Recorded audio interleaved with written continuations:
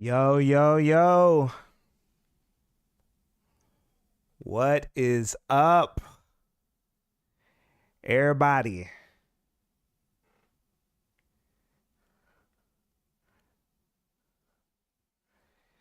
Yo, yo, yo. Yes, sir. Chums, what up? Heavy Wings, how you doing, man? Cell Device, what up, man? Ish, what up, bro? Cyrus, yes, we did it. We did it. We did it. We did it. We here.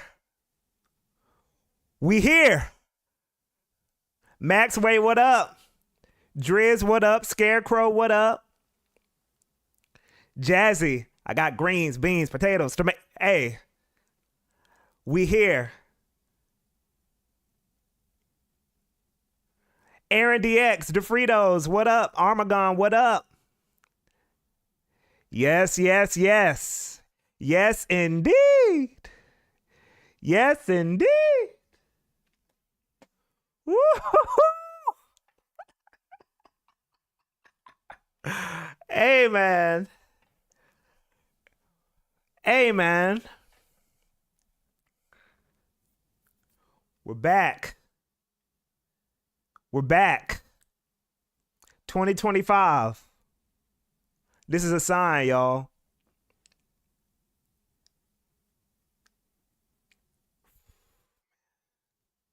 Man, man, man, man, man. Gonna wait for a couple more people to roll in. Eclipse, what up? Kaiser Phoenix, what is up, man? Yes, we made it, Eclipse. Also, shout outs to, man, look. What is a Switch 2 at this point? What is it? Hey, Nintendo still, look, for any other console, right?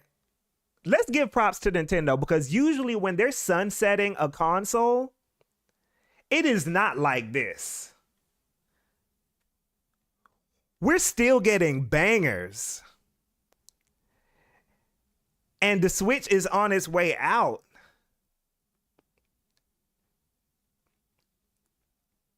Jazzy, and it's soon. It's soon. It's not even far away, bro. That's like November, December, January, February, March. That's 5 months. That ain't even a baby. That ain't even a full pregnancy. That's 5 months. That's not even a full pregnancy. I'm so excited to play this. I'm going through a Transformers phase and that scale. Yes. Yes. Arcader, what up? How you doing, bro? How you doing? Not even we're not even a full pregnancy away from Xenoblade X on Switch.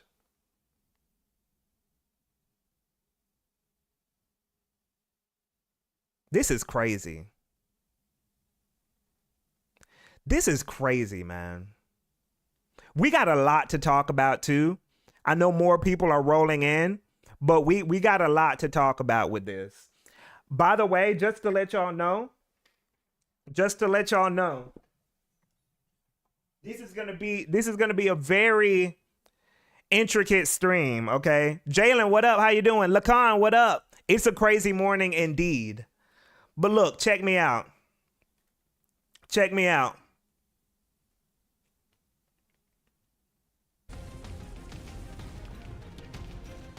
It's good. We're about to get to it.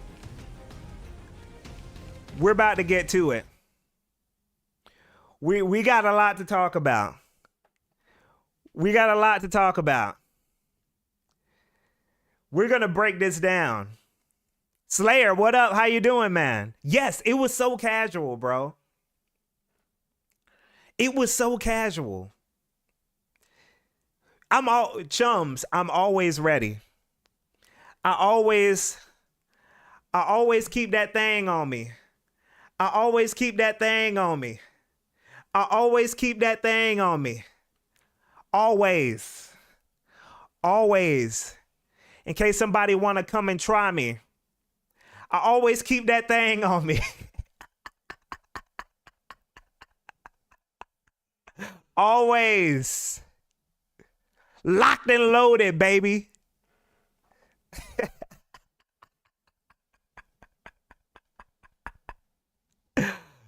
Hey, man.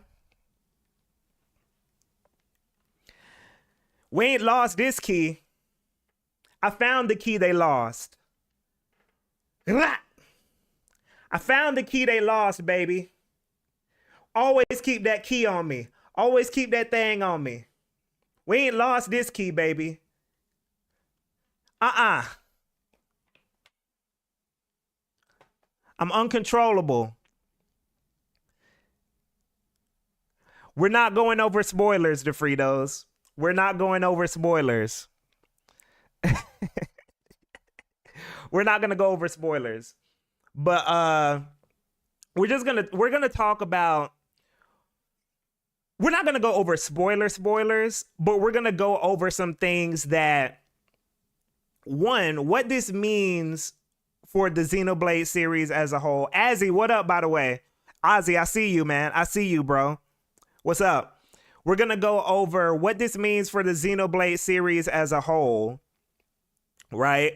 We're gonna go over what this means in terms of the changes that might be happening for Xenoblade X, right?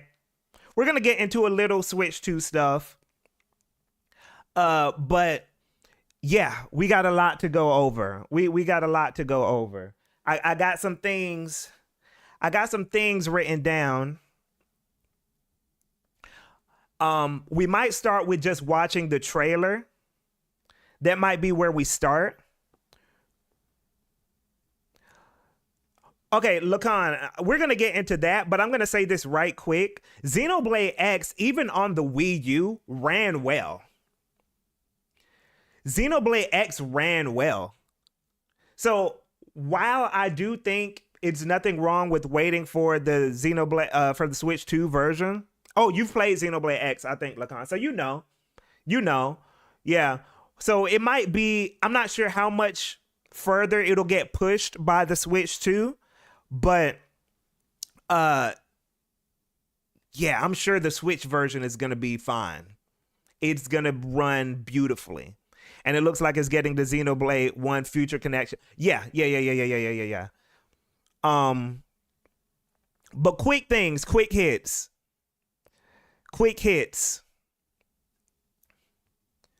Before we get into this, because it's going to be, like I said, an intricate stream.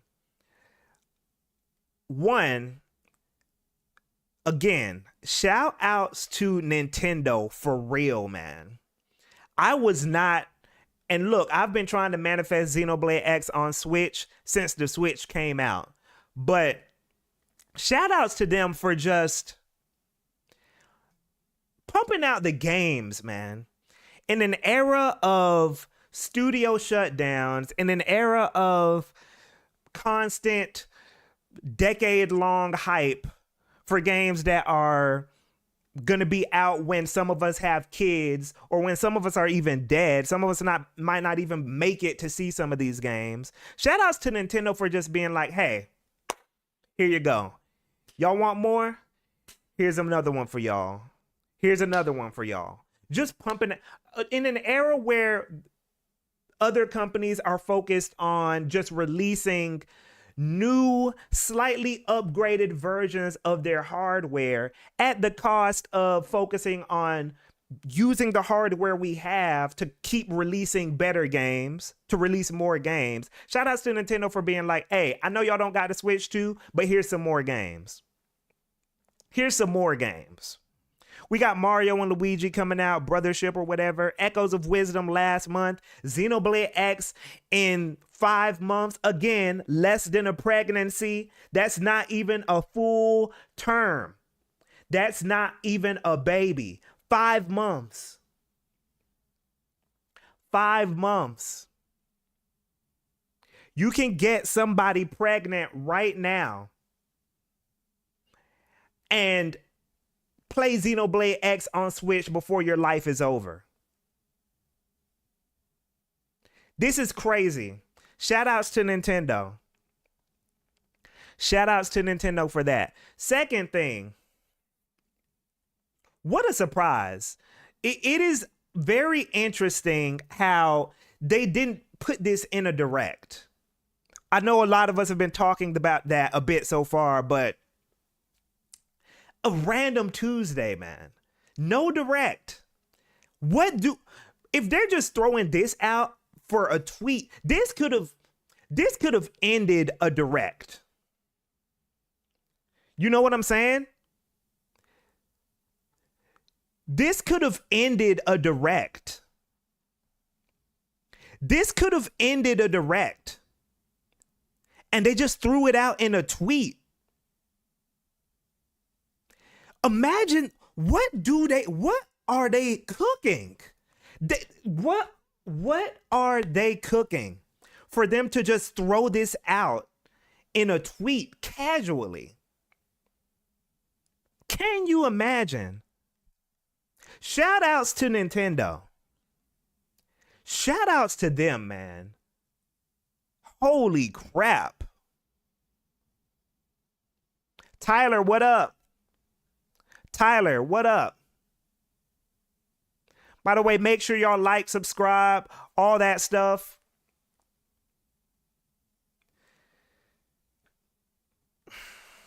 We got a lot to go through. So we're going to watch the trailer, okay? We're going to watch the trailer. And just kind of comb through some things that maybe stood out in this trailer. Okay?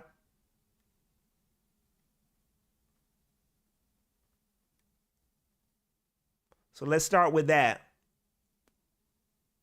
Y'all see the red, that Nintendo Switch, click. We in there.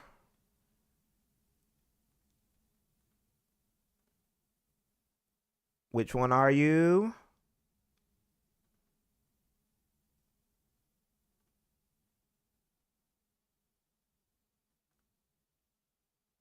Hold on, y'all.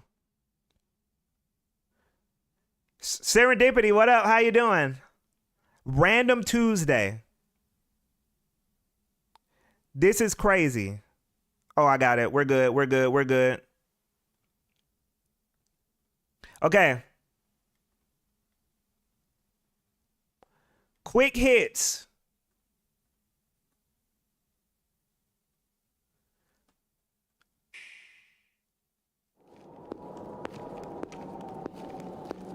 This is similar to the early Xenoblade X trailers.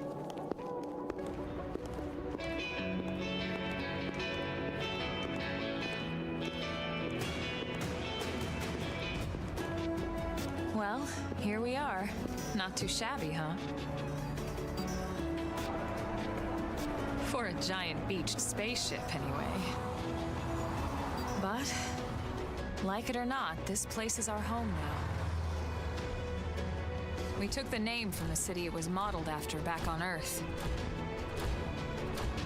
We call it New Los Angeles. New Los Angeles, baby. Welcome. All right.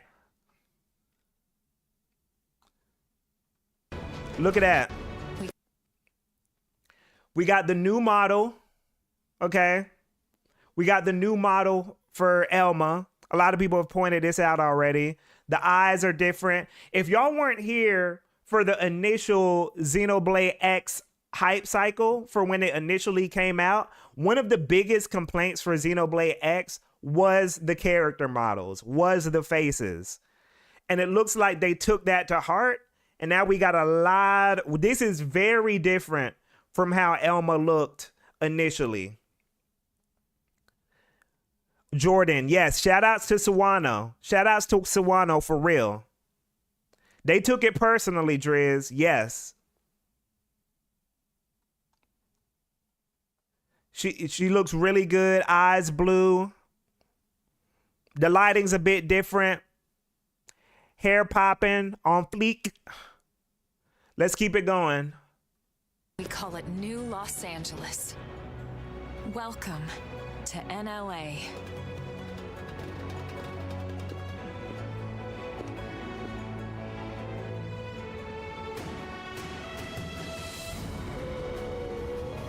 And so it was that another survivor came to join our band of refugees. Together, we resolved to forge a new way of life here on Mira, come what may. Woo! Noctilum. Silverlum.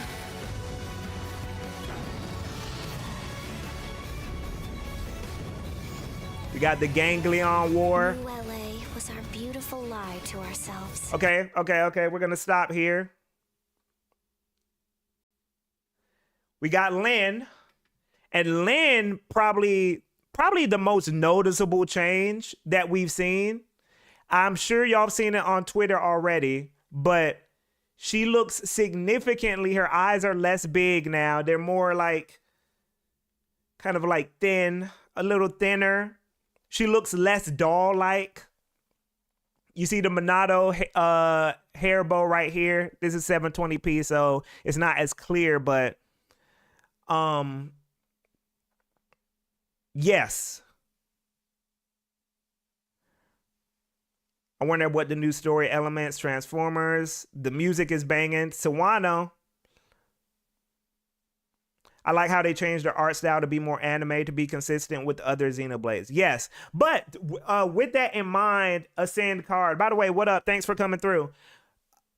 I do also like how, even though they did make it a bit more anime, it still feels, because Xenoblade X had more of a grounded art style with the character models. So I'm really glad that they didn't go too far in the other direction. If you look at, we're going to see him later, but if you look at Lao, the characters look a bit more grounded in Xenoblade X. There's like somewhat of an uncanniness. Whereas like the other Xenoblades are more like explicitly anime. Truth is, we were adrift. You got the probes right there. Our native home was gone, swallowed. Okay, there you go. There's Lao right here. Now, this is what I mean, right? The character models, you still have character models like this that are they're obviously polished up. Jay Boulevard, what up? How you doing, bro? They're very much more polished now, but you still see that groundedness that is still not as cartoony as something like Xenoblade 3 or Xenoblade 2. So there's a Dordonzo, thanks for the follow. There's a nice balance going on here with the character models that I really like. They found a good middle ground. In a shroud of light, and our future was uncertain. We Oh. had no idea what Yeah. fate lay in store for us. Only that we had to keep living in order to see it. Zooming out. See all of New Los Angeles. Boom. Xenoblade X. Also interesting, they called it Definitive Edition. I think they called the other one, what did they call Xenoblade 1? Did they call that the Definitive Edition? Oh. Fancy seeing you here. Okay. So there we have, that was originally an ending in the original Xenoblade X. That's how the original Xenoblade X ended at, no spoilers. I'm not going to give any spoilers, but that is how the original Xenoblade X ended. And that was the cliffhanger. And I think afterwards they said something like the story continues. That's what they said at the end of Xenoblade X for that scene.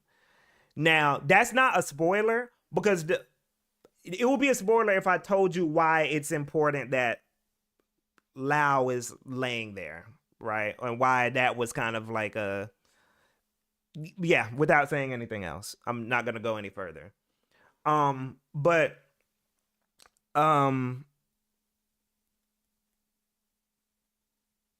Yeah. So that's what we got there. Great, decent introductory trailer. Gives you a general idea of just how the game looks. That's pretty much what they were focusing on there without giving too much away.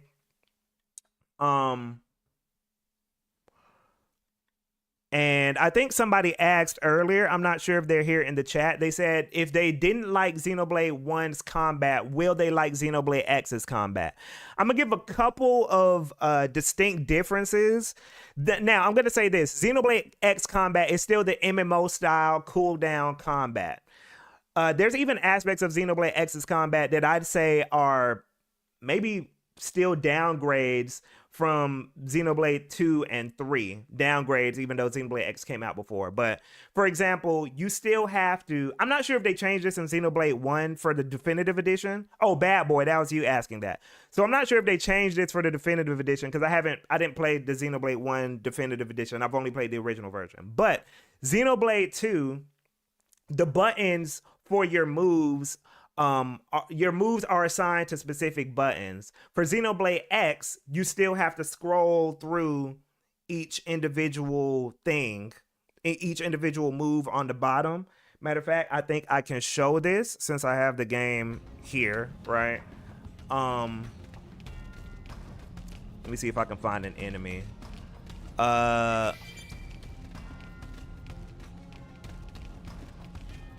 Okay. I gotta get my scale. But for the cooldowns, right? There's still the cooldown system. It's still MMO style combat. So that has not changed. That is still the case. There's nothing you can do about that. However, Xenoblade X's combat is a bit different in the fact that you can kind of... There's just a lot more going on systems-wise than other Xenoblades. Oh, there we go. So you see right here, it's still the cooldown system. You still got this going on. But you can do things like you can jump during combat, right? You can't do that. I'm pretty sure you can't do that in... I don't think you can do that in any Xenoblade so far, other than X. You can jump. You can kind of move around a bit more. I don't know where my scale is right now, but that's one of the differences, right? Is that there's a lot more movement going on when it comes to how you're engaging with the environment during combat. That specifically affects combat more when you're inside of your scale, right? So, yes, Jalen Devon, jumping around is very cool in this game. Let me see if I can... I need them to get here. Oh, Burgundy, what up? You said you move fast. Jordan, yeah. No fall damage either. When you jump in this game, there's no fall damage.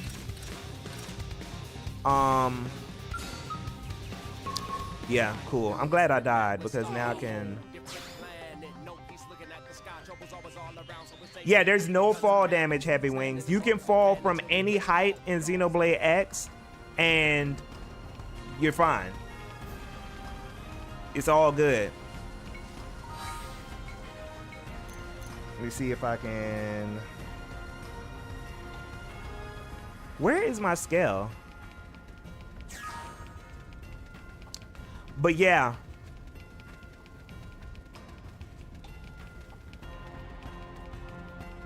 Well, Driz, there's a reason that there's no fall damage, but again, it's a spoiler.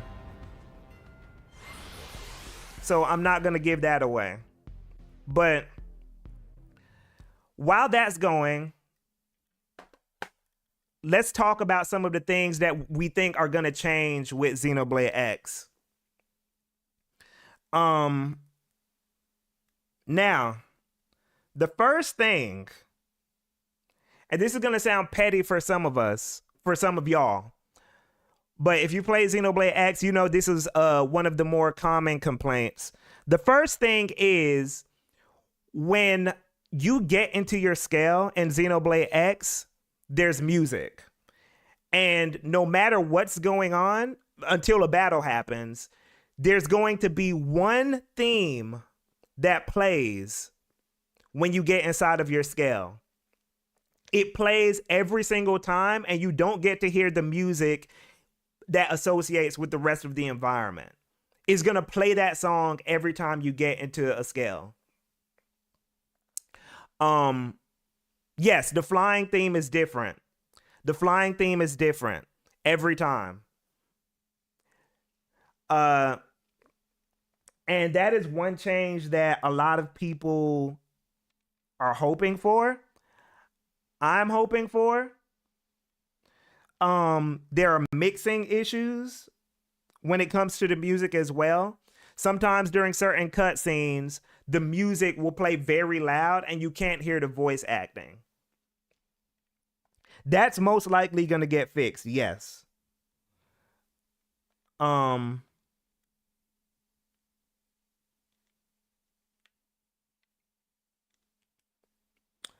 on.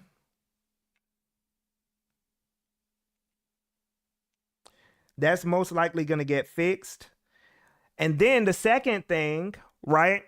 And I'm not sure if this is going to get fixed, but let me see. I want to know what y'all think about this. Now, for the people who have played Xenoblade X, y'all know when you go through the environment, there's a lot of monsters in the open world area. There's a lot of pop-in when monsters show up in these open areas for Xenoblade X. I'm not sure how much optimization they've done for this game, but this is one of those changes that we're not sure how much or how little this might change. There was a lot of pop-in. A lot.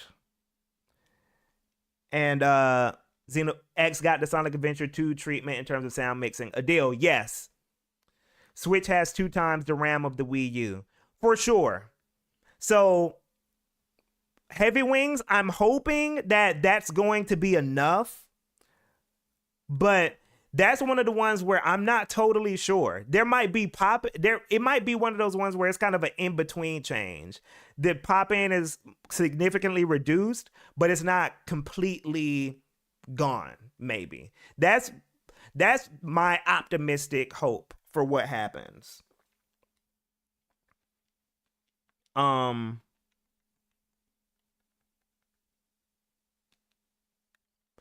Maybe a slight improvement. Yes. I think they'll do the thing many Switch games do,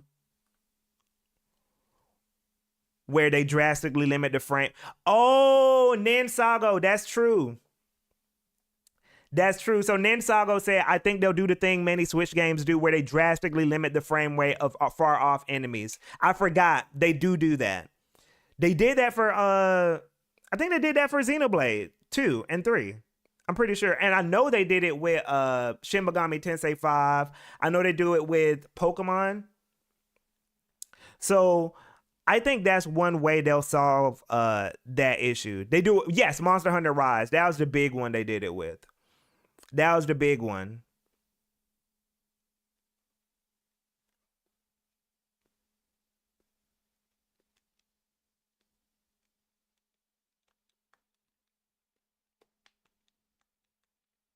Let me see something right quick.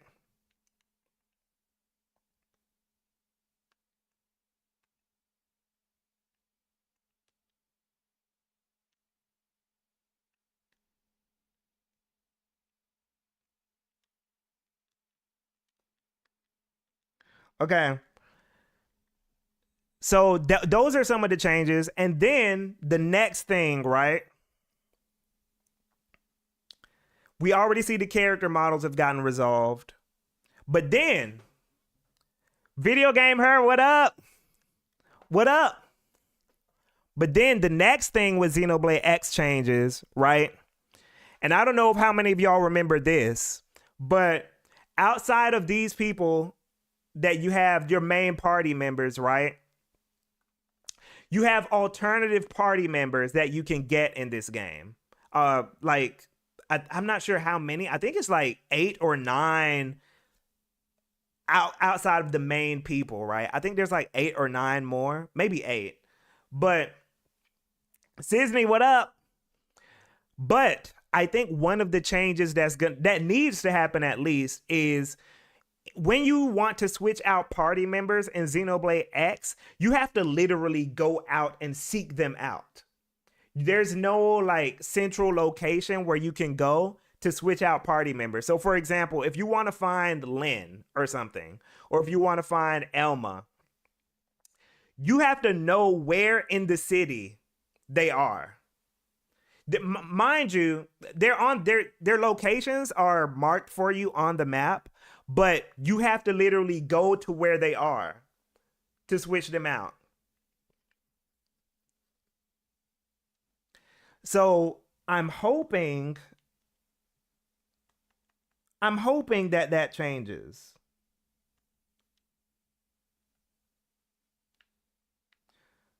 I'm hoping that changes.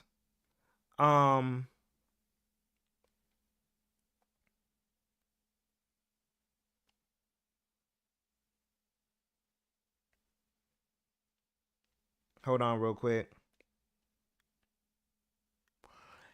I hope they improve the online even more. Okay, that's another thing I'm interested in.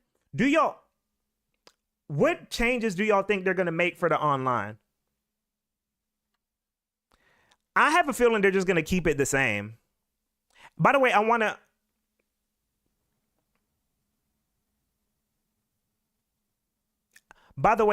see, I want to watch something with y'all that kind of pertains to some of the changes that they might make with this game. I want to show y'all something.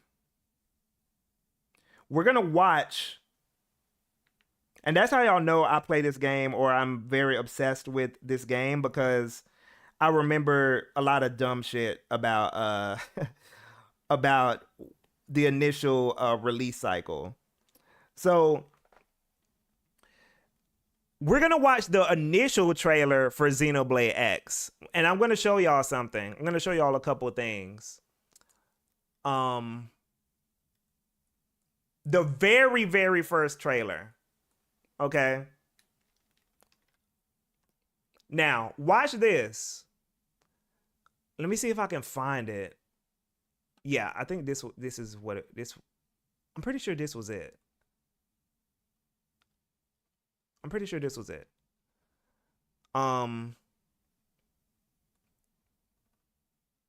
Okay. Now, watch some of the things that happen in this very first trailer for Xenoblade X. If I got the correct trailer. No, I don't think this is the right one. Maybe it is. Oh no, yeah it is. I see it. Okay. No, this isn't it. This isn't it.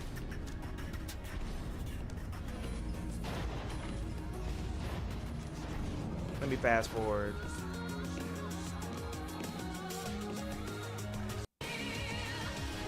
Okay, yeah, you're right. Okay, that's what I was looking for. The teaser. That's what I was looking for. There it is. I see it. This is it. Okay. By the way, that trailer that we were watching gives me chills. But, okay. This was the initial trailer for Xenoblade X, right? And if you notice, there are a lot of things that weren't there in the game that were in this trailer, right? Okay, y'all see this? Y'all saw that?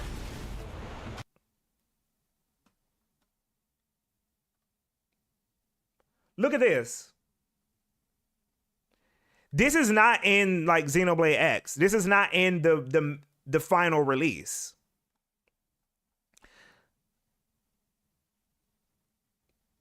Yes. There's no chat system or anything. Um, so I sometimes wonder what happened to that. Even if you see the UI is even different. But what happened to this? Like what was going on there? Did they initially mean for this to be like an open world thing where you go out with your friends? Neo Galaxy, what up? I really wonder, could they potentially bring this back for the Switch version? Was this initially what they planned for it? Yeah, Jordan, I feel like they low-key wanted to do some Phantasy Star Online adjacent stuff if they could. I think that was planned. I have a feeling they wanted to do that.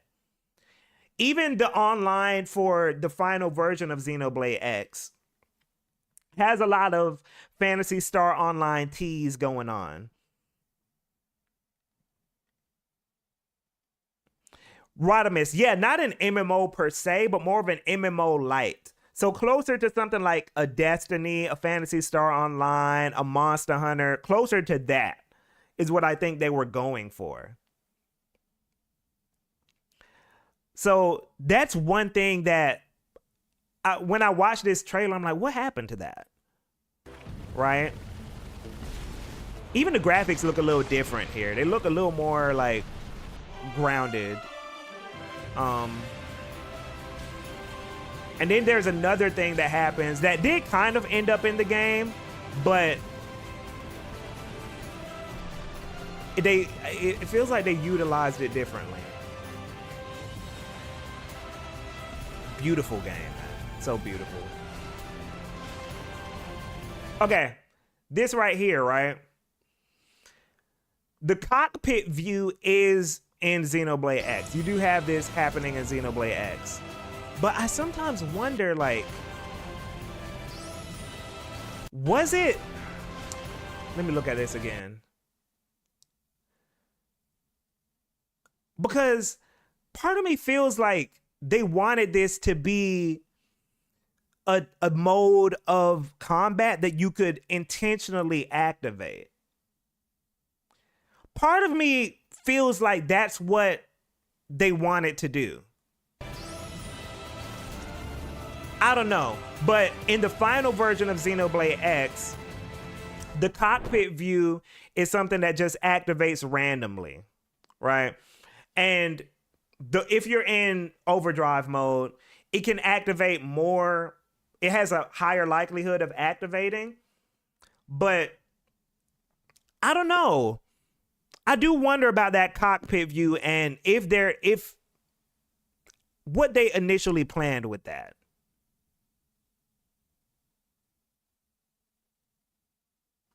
This was the direct where Nintendo was desperate. Yeah, it was, Ozzy. Yeah. This talk of X's online stuff and Nintendo's recent playtest got me scratching my chin. Yeah, it is interesting timing. Crazy thing, if the game was coming out in April, it would have been in time for the 10th anniversary. Yeah. The theme for this trailer gives me chills when it finally shows up in game. I don't think this is being brought back, to be fair, but maybe they just wanted the FPS view while doing aerial scale combat. Probably. But it's just very interesting to think about. It's very interesting to think about. No,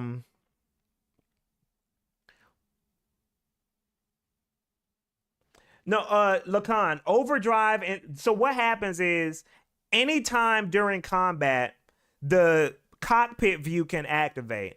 Overdrive mode just increases the likelihood of cockpit mode activating. It just increases the likelihood pretty much. I'm gonna try this one more time.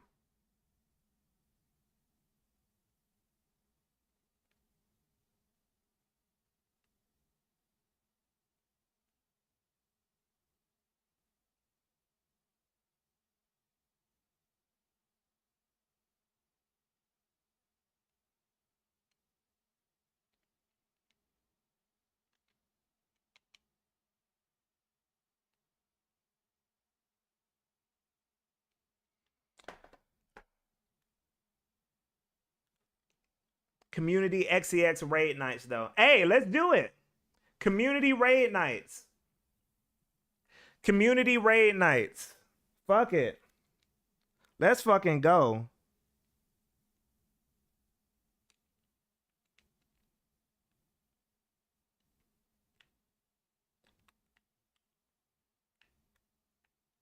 Okay. Real quick. Cockpit also guarantees 1 overdrive extension. Gotcha. Okay. We're going to go back to this. And I'm going to see if I can find this shit. Because... so I can show y'all something.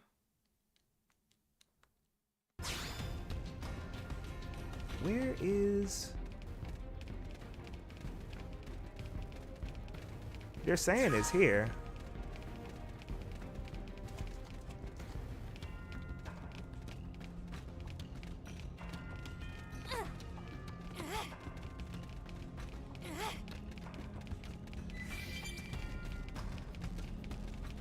Oh God, the kids are gonna eat HBO. Yeah. Yes.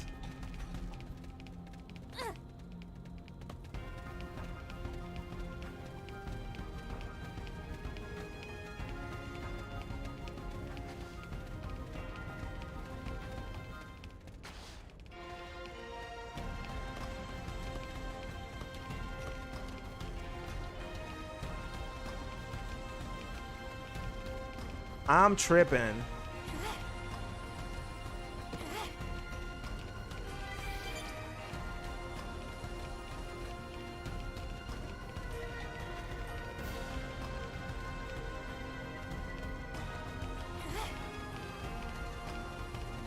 Party return to scale. Oh, gotcha.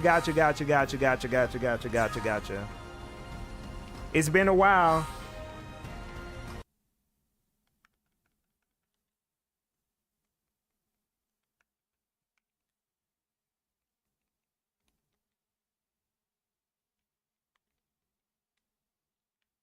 Wait, why isn't it? I wonder what happened. Yeah, I got it. Party. Is it because I'm in a dangerous area?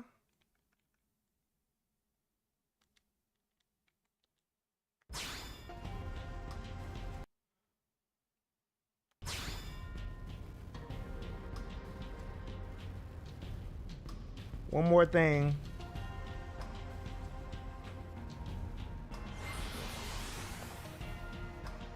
And then one more thing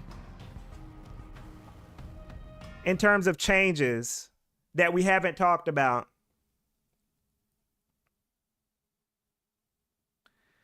Is story related stuff.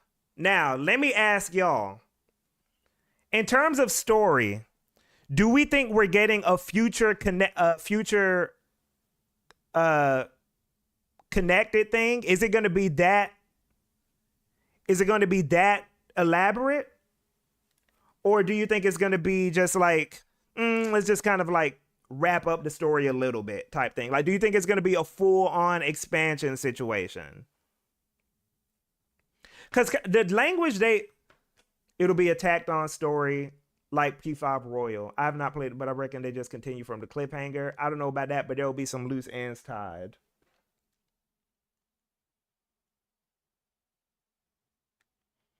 All right, so what game we wish an exempt? We getting either a big cameo or a DLC.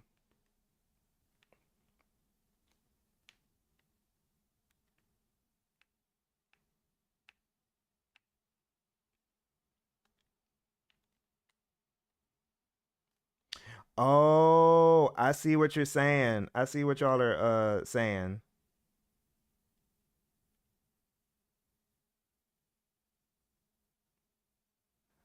I see what y'all are saying.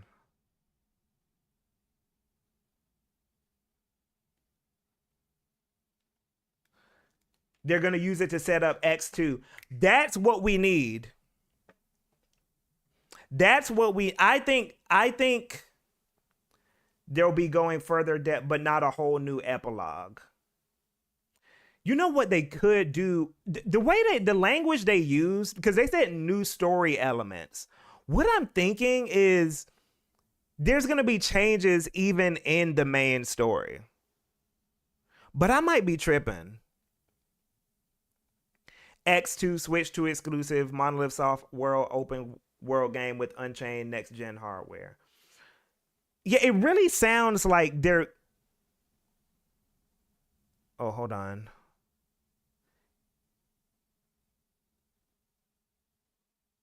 I agree. I think epilogue, judging off the trailer.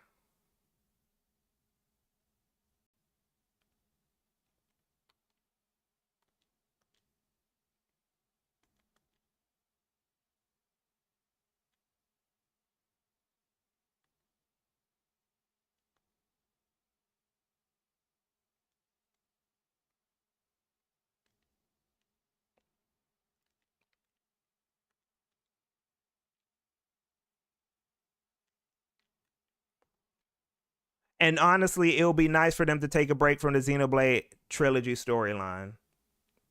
We need Xenoblade X too. That's what we need for real. I think they should just focus on making it a Xenoblade X2 setup.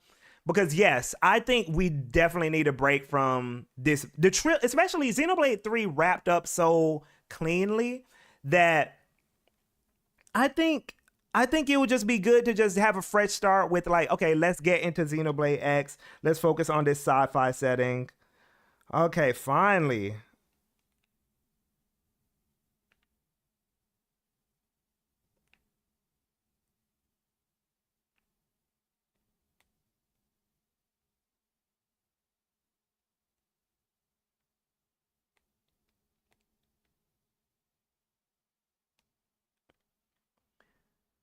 I wouldn't be surprised if they're going for Xenoblade X2. It's just worth noting that X is the only game with a proper post game. I don't want X to be tied to everything, man. I'm over this multiverse stuff. Okay, so that's the other thing too. I'm seeing a lot of people hoping that Xenoblade X ties into. I'm seeing some people hope that that character with the hood at the end is Malos. I'm like, bro, can we just by the way, I wouldn't be mad, but I think it will be so cool for Xenoblade X. Because if you look back at the original announcement for Xenoblade X, they didn't call Xenoblade X a sequel to Xenoblade 1, actually. They called Xenoblade X a spiritual successor to Xenoblade.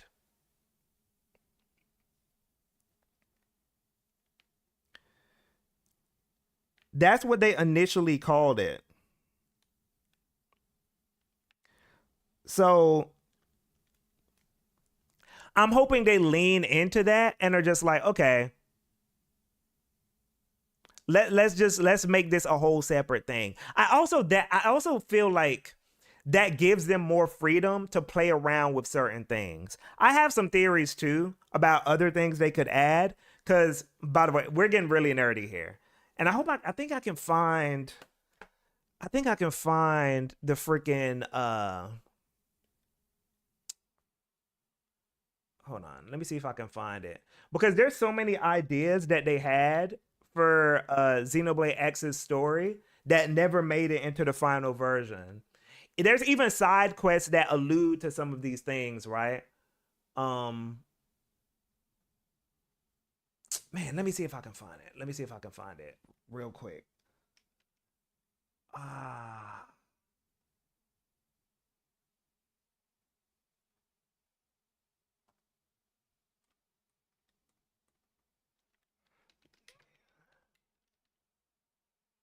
So, and if I can't find it, I'm gonna just tell y'all off the top of my head. So, okay, I found it.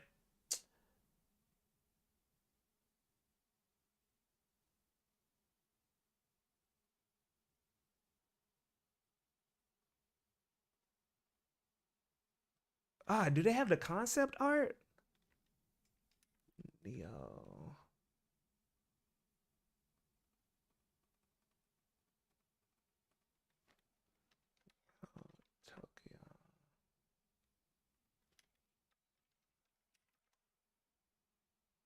Found it. Okay. So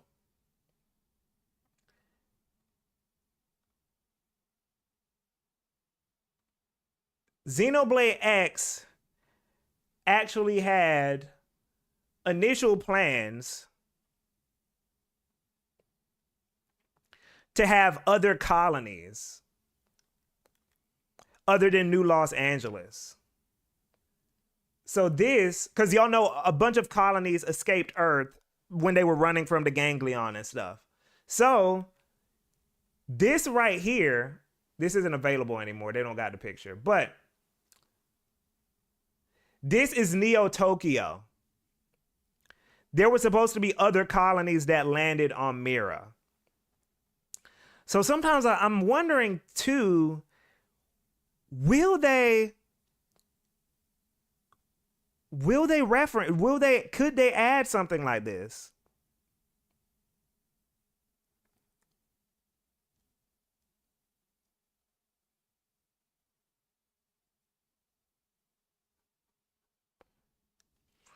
And then the other thing too, and there isn't necessarily like cut. We don't have like concept art like how we do for Neo Tokyo, right? But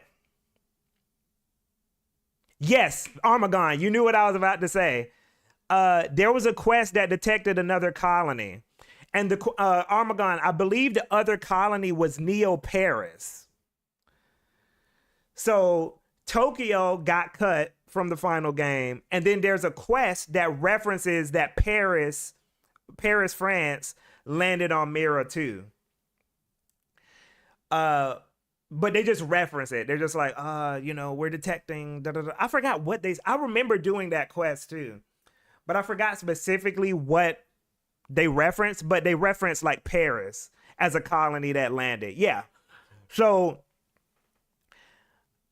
I think it would be really interesting to have these other colonies that get added to the game somehow. I mean, okay, I feel like adding whole new colonies would have to be sequel stuff, right? Could they really add that in this remaster? Well, the thing about it is, I mean, I guess they could. Maybe theoretically, they could expand the world and be like, okay, in this part of Mira, that's where these colonies are. But they're saying the colonies are already there. They're saying in the game, they're saying the colonies are already there.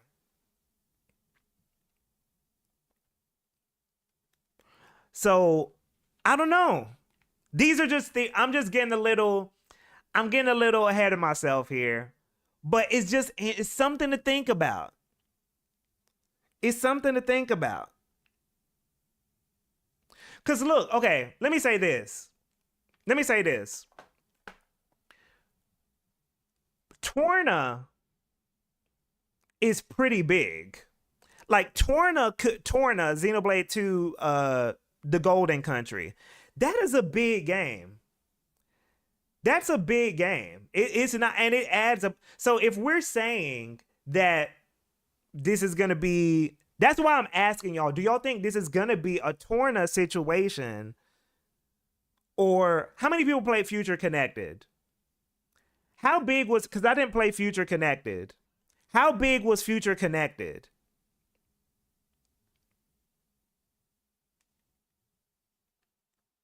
Smaller than Torna, not that big.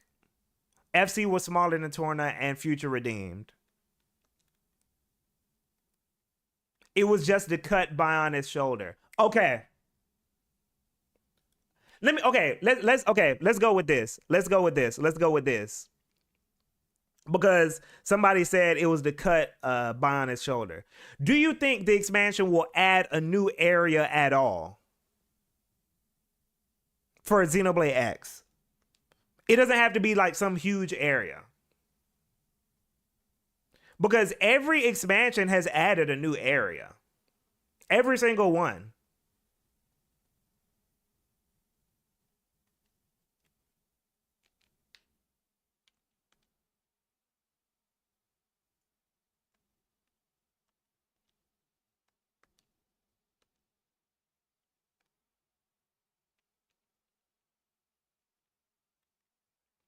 I think they would have teased that with this trailer, though. I mean, to be fair, I think it's going to be a decent size, but maybe 12. To be fair, this trailer didn't really tell us much. The trailer didn't even show combat, Ozzy. I think this trailer was like a light jab. And the other thing, too, the other reason why I'm kind of flirting with this idea is because the fact that we know that Neo Tokyo was cut means that they have these assets somewhere already. They have these assets somewhere already. Like they started on it or something already. Y'all get what I'm saying? So I theoretically it would be easier to just be like, okay, let's finish what we were gonna add in anyway.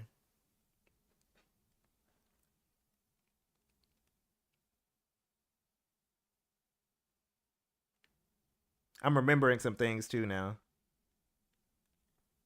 Overall, I don't know if the story content will be, but admittedly, I haven't played Xenoblade X, so I can't speculate much.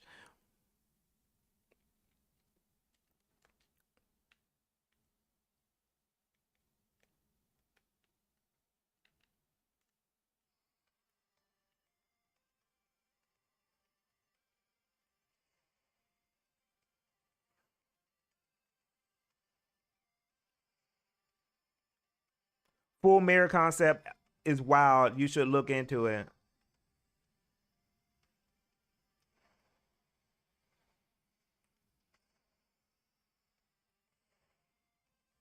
By the way, this game is still pretty.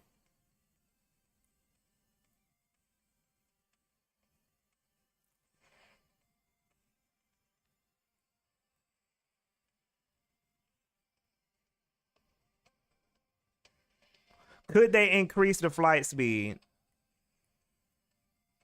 Maybe. Maybe.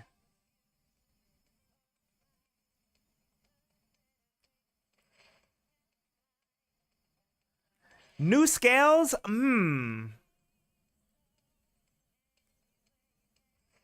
That's one thing I'm not sure about. Would they add new scales?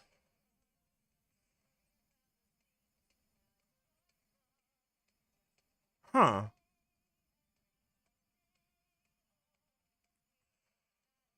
I don't know. Looking at this game, you really do. Yeah, the flight speed is pretty fine, I think. Um.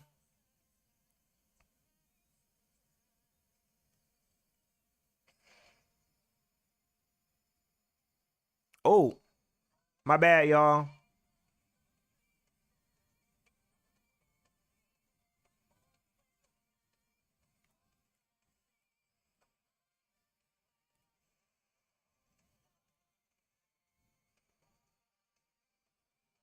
Maybe they'll add the ability to level down like Xenoblade DE.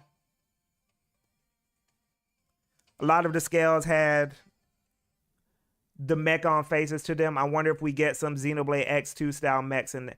Yeah, I do also wonder what they'll do with that. I do wonder. Yeah, that's something to think about.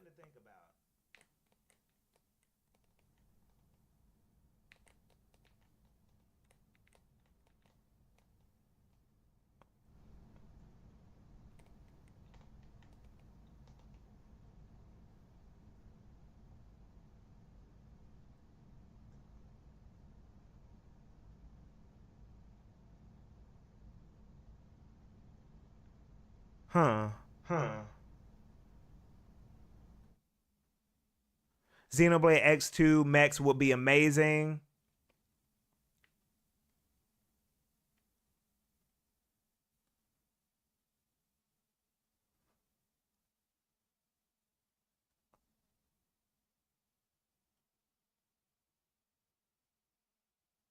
Huh.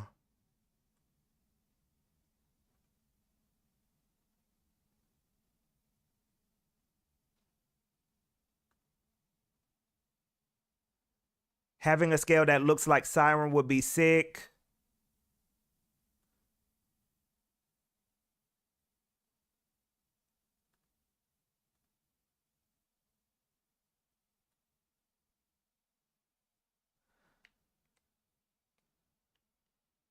Let me see one more thing here.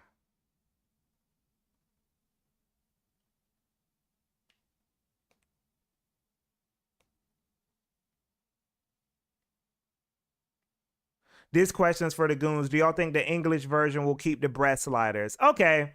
All right. Let's talk about it, I guess. We can talk about that. Because I think what's going to happen is that both versions won't have the boob slider. And I pray to God that the anti-woke mob does not get back around to this game. Because that shit was hell. That shit was some of the worst discourse of all time.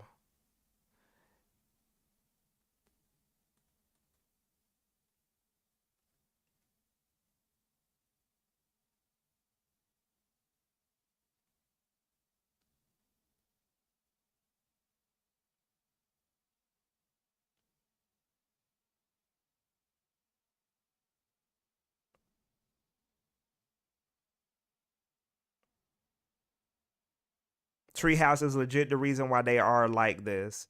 Yeah. Yeah, I guess.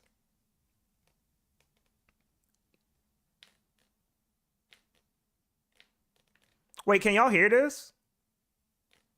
Can y'all hear the music in the game? Oh no. Okay, making sure. Okay, yeah, no, that's cool. That's fine. That's fine. That's fine. That's fine.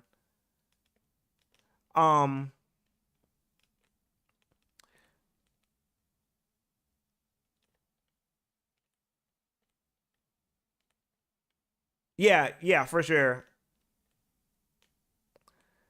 Cause I'm not about to be switching back and forth between. I could go like this, right?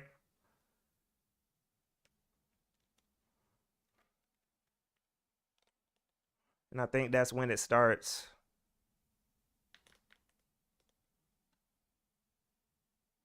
They will, unfortunately. Yes, Heavy Wings, watch this.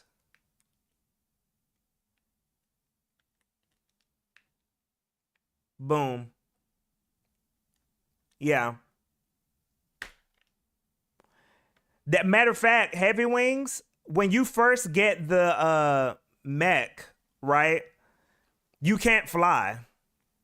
You have to just like drive it like a car to get around. Like this is what you're initially doing at first. And for a lot of reasons, right? I'd say that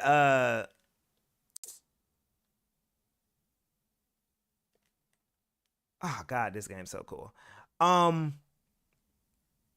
For a lot of reasons, I'd say that was a good decision, but some people might not agree.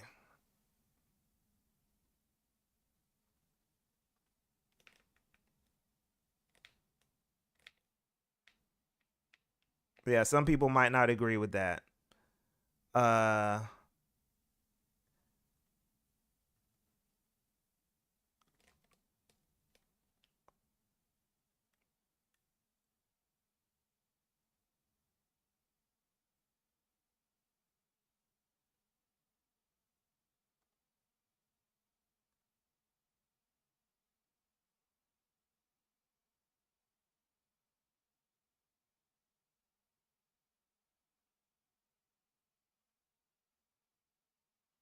Let me see one more thing.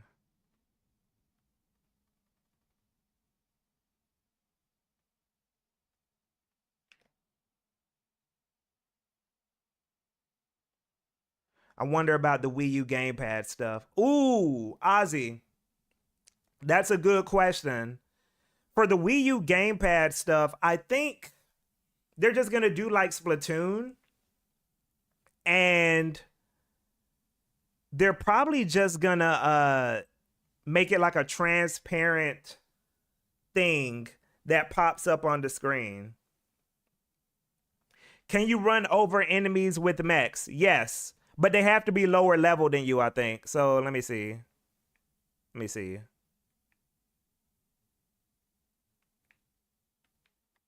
I don't know if y'all can see it.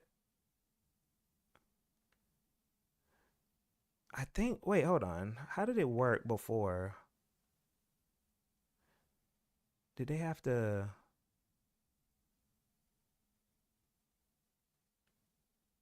No. Okay, never mind. Never mind. Never mind. Never mind.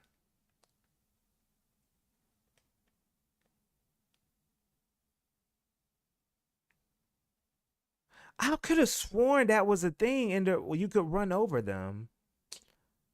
But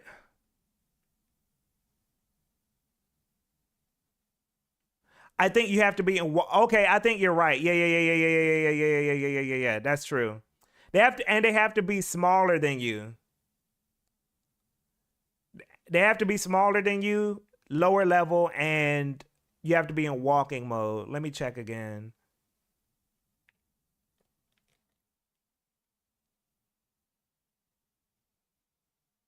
No? Okay. Never mind. My bad. False info. Um what I could have sworn there was something in the game that let you do that.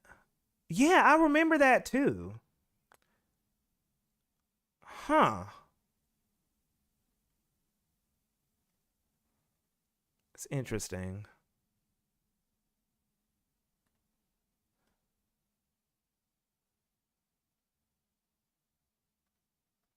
That's interesting. Um a lot of characters are like ghosts in this game. I hope the remaster fixes that. Yeah, I think that was Whole Cakes. I think that was like a performance thing. They did that to help with performance because I think making the enemies tangible would have been like they count as actual objects. Antiquas, I think you have to target them or maybe in combat. Yeah, maybe. Maybe. I'm gonna figure it out though. I'm gonna figure it out and by the way, I didn't mention this, but I saw a lot of people mentioning this. Yes, the probably among the top 3 changes that I hope happens is they make the text bigger. We didn't talk much about that, but yes, the text in Xenoblade X needs to be bigger. That's why I say this trailer didn't show us much. The trailer just kind of said, "Hey, Xenoblade X exists," and it didn't really tell us, okay, what's gonna change besides the character models, and I guess like new story, continuing the story. By the way, as someone who loves Xenoblade X, I would be fine if that was it. Character models extend the story because the game, when I don't know if some of y'all know, and if it's not obvious, this is my favorite game of all time. So as much as I'm talking about all these changes, I don't think many changes need to be had, to be honest with you. Where like, oh, if they don't make this change, the game, like, they're already what they've shown for me, I'm biased, and that's gonna be enough.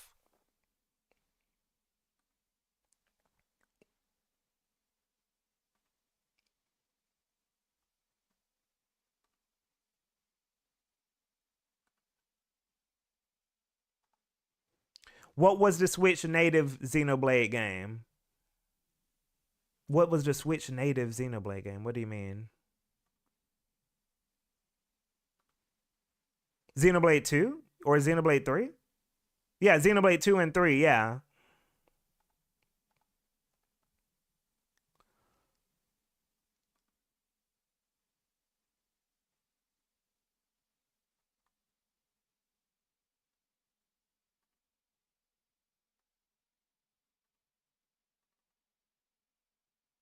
Oh, native to Switch. I got you. Yeah, yeah, yeah, yeah, yeah. They on it.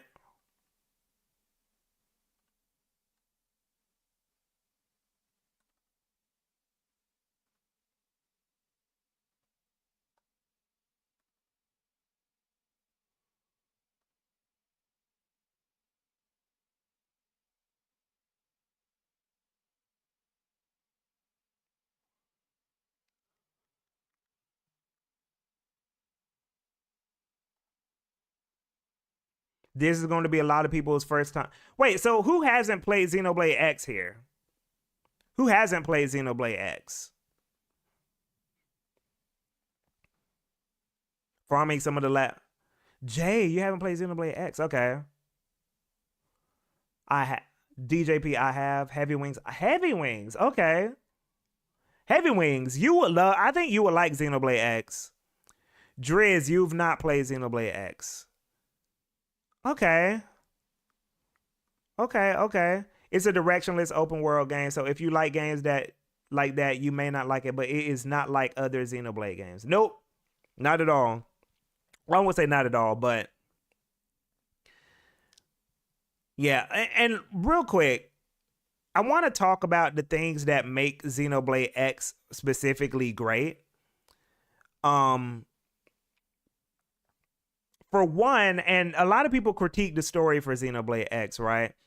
But serendipity 10 times. Okay. Yo, this is why I love this community. We got some real ones in here. But let me say something about the story for Xenoblade X, because I'm glad they're about to make some changes or kind of like wrap up the main story. But with the Xenoblade X, the real story is in the side quests. The real story for Xenoblade X is in the side quests.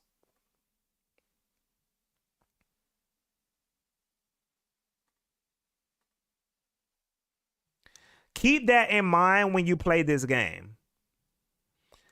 The side quests are where the best parts of the story are. So much so that, and some of y'all might not like this, you can't progress the story unless you do side quests. You can't progress the story unless you do side quests. That is how you move the story forward. Some people will say, and this is one critique that I have of how people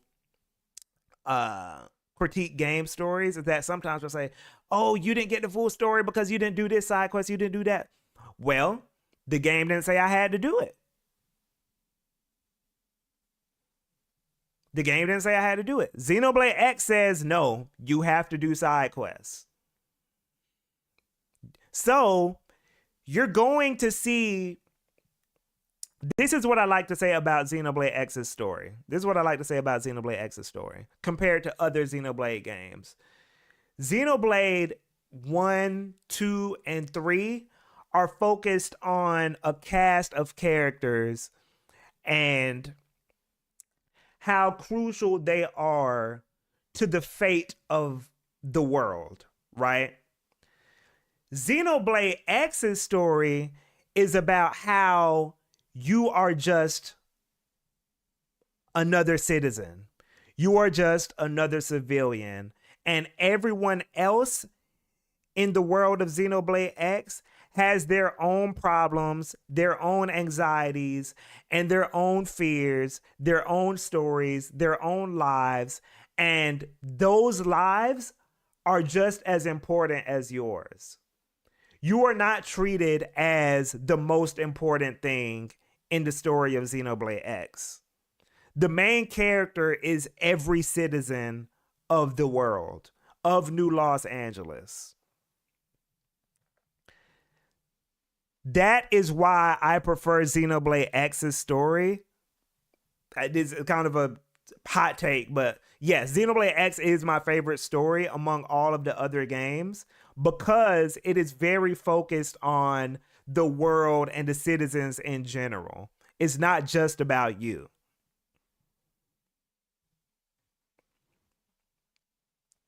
Xenoblade X versus Xenoblade X2 making you Xenoblade X versus Xenoblade X2 Torna making you do side quests is flirting versus harassment. Yes. I don't mind the side quest gating, but Torna's side quests were not well written. They just weren't. I'm sorry.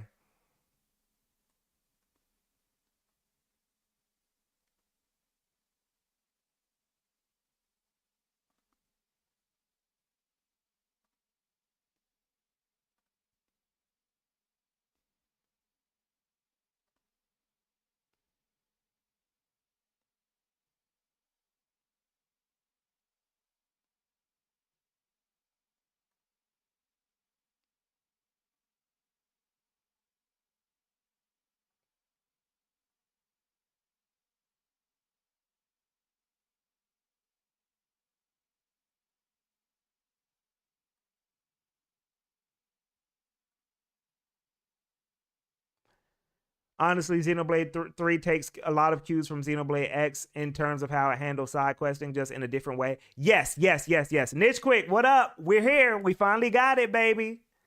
X being your favorite story is definitely a hot take. Yes. That's the best. I love Xenoblade 1, 2, and 3, as well as Torna. Very important that Reggie was not about this game series. Rafter. Okay, but to your point, by the way, Armagon, yes, Xenoblade 3 comes the closest to capturing what I liked about Xenoblade X in terms of side questing and world building. But yeah, and by the way, the reason this is a hot take is because I think people separate story and world building. For me, all of it's the same. For me, all of it's the same. Story and world building are all one thing for me. You know? Um but some people might disagree with that.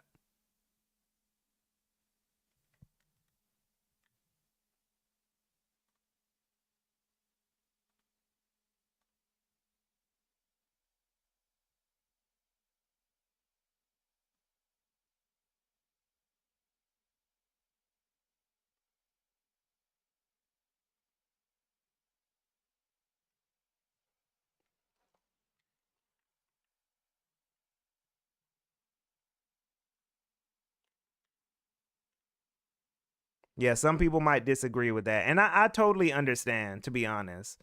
Like I get it, you know. But yeah, for me personally,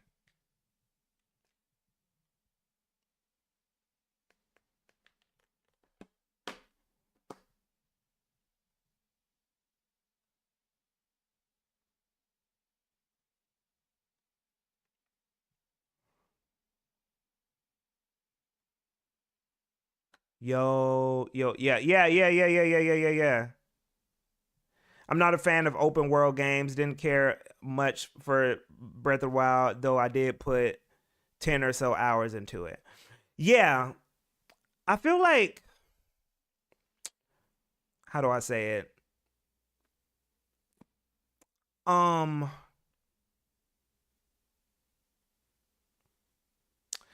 I feel like Breath of the Wild.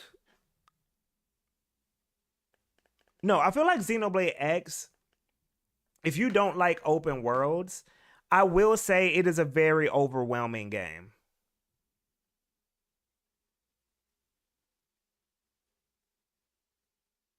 Three's job system and the way they went into Quest was super, super strong. I didn't love the world of 3 as much as X's, though, personally. Yeah. Xenoblade 3, shout outs to Xenoblade 3, man. Shout outs to Xenoblade 3. They did their big one on that.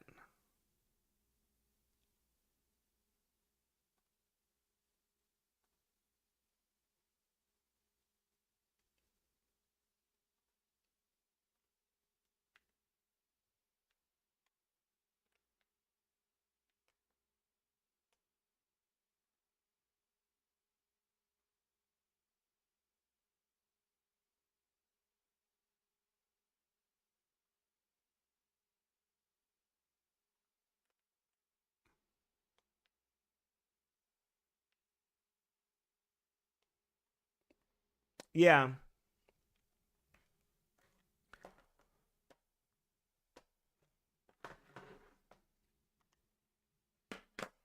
And then I don't like open world games except for Xenoblade X. Played by Allie, what up? I'm so ready for this DE. And I can't wait until March. Same. I really need them drop rates fixed, though. I cannot exclusively rely on the tickets. So for anyone who's played Xenoblade 1, y'all remember how in Xenoblade 1,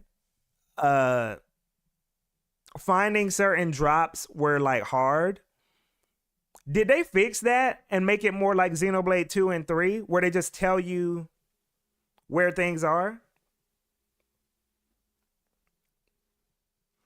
Because that was a big issue for Xenoblade X, was finding items.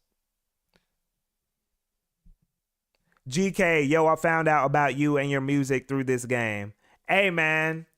I'm glad, by the way, I'm glad y'all associate me with this game.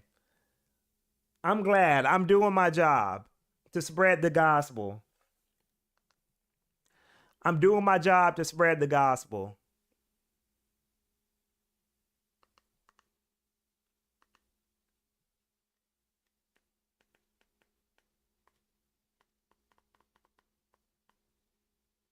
Yeah, item hunting was wild, I guess, but it's hard to imagine.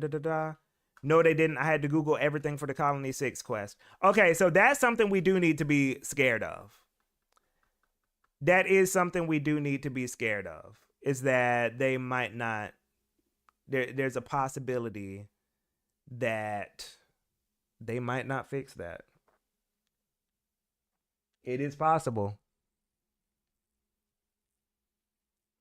It is possible.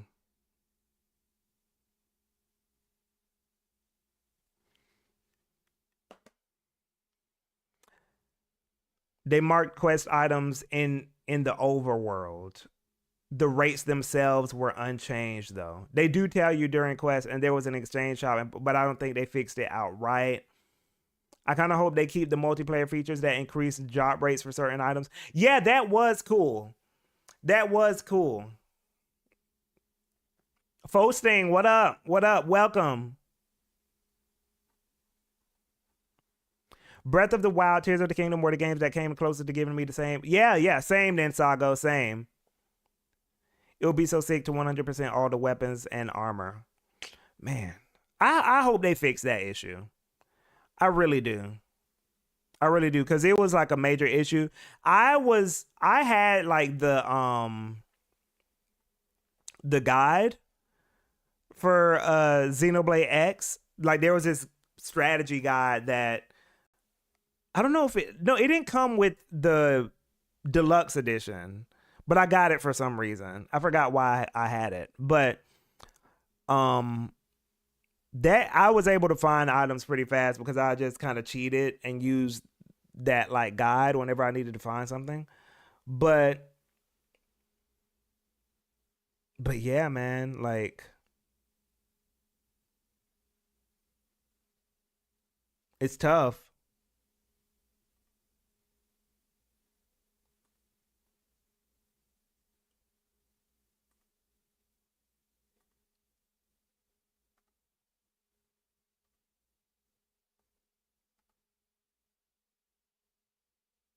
Most likely they listened to the fan base. They did pretty well in the DLC along the remaster of the first Wii version. Yeah, I think they're listening. I do think they're listening. They will add, but at the very least, I think they're going to add like maybe I'd say 90 or 85% of the changes.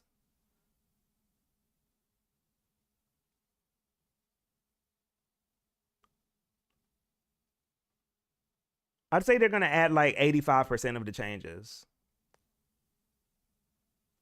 That's what I think. And then there's going to be like maybe 15% of changes that we want that like they're just going to people probably weren't loud enough or something.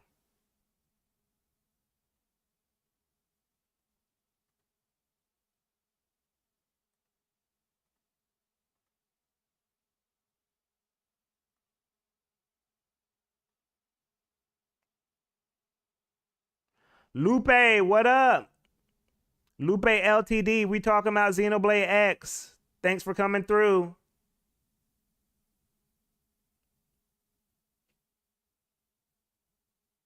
I don't know if Metroid Prime 4 is going to be shortly after.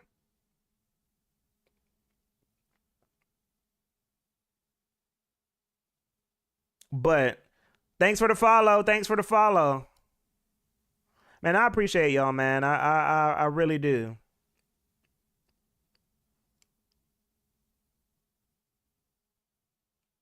Ozzy, I think we're still going to get Switch 2 news. I think we're still going to get Switch 2 news. I think we're still going to... I do. I do. Matter of fact, because they showed this... Look, I know Nintendo's mentality. Because they showed this, we're not getting Switch 2 this year, but we're going to see the Switch 2 this year. And I think because they showed this, I'm a little bit more confident they're going to show the Switch 2. Because this is the exact type of thing that will make people be like, oh, I guess no more Switch 2. Y'all are thinking like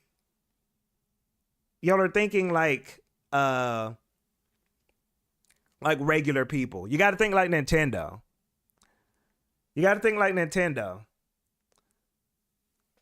It would be weird if they showed Switch 2 at this point. That's why I think they're going to show it.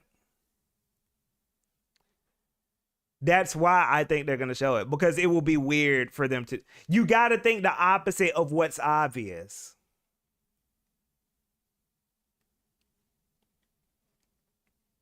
When did they show the Switch? No, it's not coming out this year. Listen. It's not coming out this year. It's coming out next year. It's probably far away too. They're going to show it this. They're going to say something this year. October 2016 is when they showed the original Switch.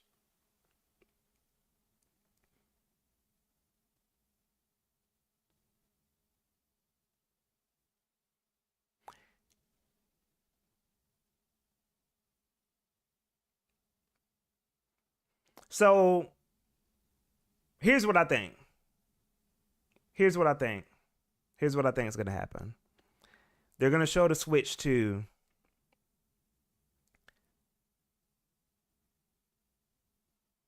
in December. Whoops. They're going to show the Switch 2 in December. Alec, what up? And then we're going to get it next fall.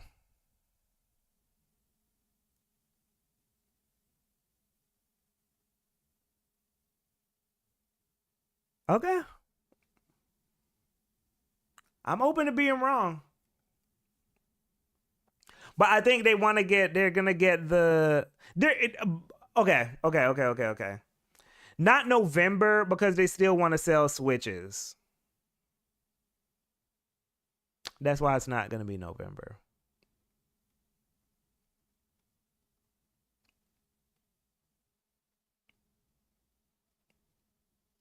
By the time you get to December, people already bought their shit. You know what I'm saying? Like, it was like, whatever. But okay. Let me roll back. They might not say anything this year.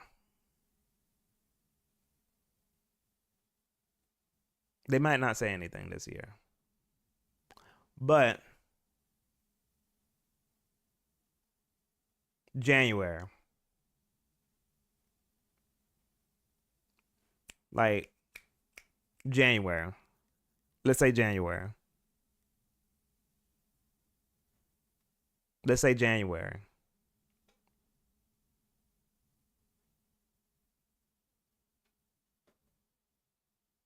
They're not releasing it in spring. They're not releasing it in the spring.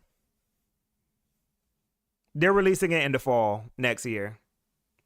Switch about to be old as fuck. We're gonna be playing Switch games in summer 2025.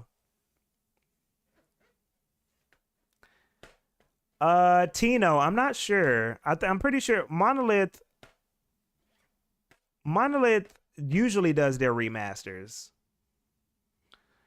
So I'm pretty sure they're doing this one.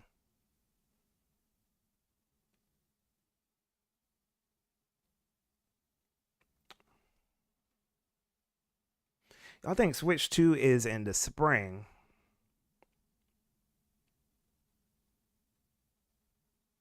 Let me roll that back. I'm just yapping. Switch 2 is in the summer. It is not spring. And if it's spring, it's like May. Have we talked about a launch lineup? The launch lineup is Metroid Prime 4 and a new Mario Kart and ARMS 2.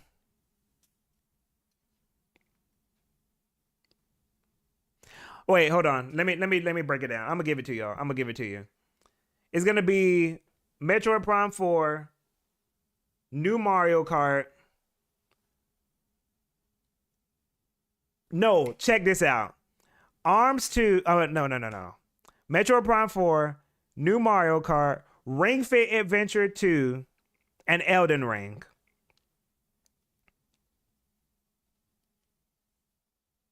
Yeah, Kaiser, we're on the same page. Elden Ring is coming out, is going to be a launch game. Elden Ring is going to be a launch game. It can run, it's not like next gen, but it's still...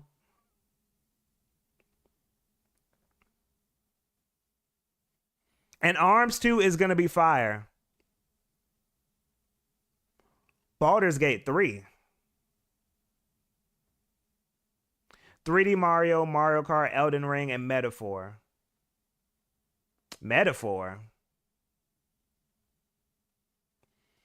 Atlas is going to take a while before they do a Metaphor thing. I feel like Sakurai's new game is going to be on Switch 2 as well.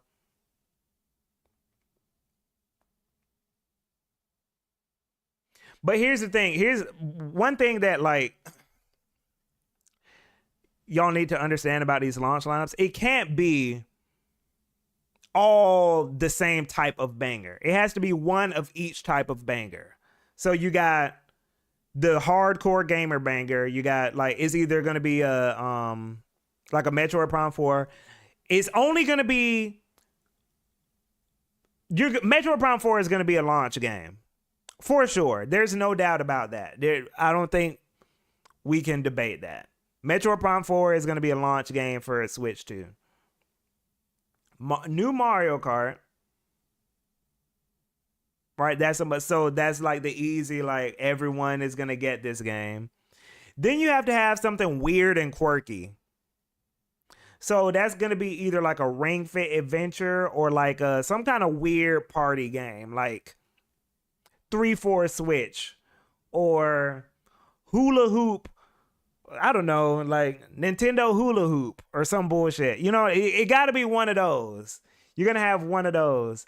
Then you got to have the third party. Hey, we're on a Nintendo system now. Like, you got to have one of those. So that's like Skyrim on the Switch. That's like what Mass Effect was on the Wii U. You know what I'm saying? That's what was the Wii's version of that? I forgot what the Wii's thing was. But you gotta have one of those where it's like, oh, you know, yeah, we got third parties too. So that's gonna be Elden Ring. I don't think I almost am certain Elden Ring is gonna be that. New Nintendo IP, Just Dance 2025. Oh, Just Dance is a good one. Elden Ring. Oh yeah, we're gonna have a new Nintendo IP for sure. New 3D Mario, 2 or 3 indie titles. Yeah, indies are a given. That doesn't even need to be said. That's not what we mean when we say launch lineup. ARMS did really good. People talk about ARMS like it was just a flop, but ARM's like they good. If Sony doesn't have console exclusivity, then Square are gonna rush to put Rebirth on the Switch too. It underperformed on PS5. I think. Okay, Serendipity, you're right. I think we're underestimating the amount of launch games for Switch 2 we'll probably have. Okay, when I'm talking about launch games, I'm talking about like the givens. Because then there's other stuff that like they could come, but if they don't, it's not gonna be like, oh wow, they didn't come. So, for example, Metaphor or what's something that could come to Switch at launch? Like,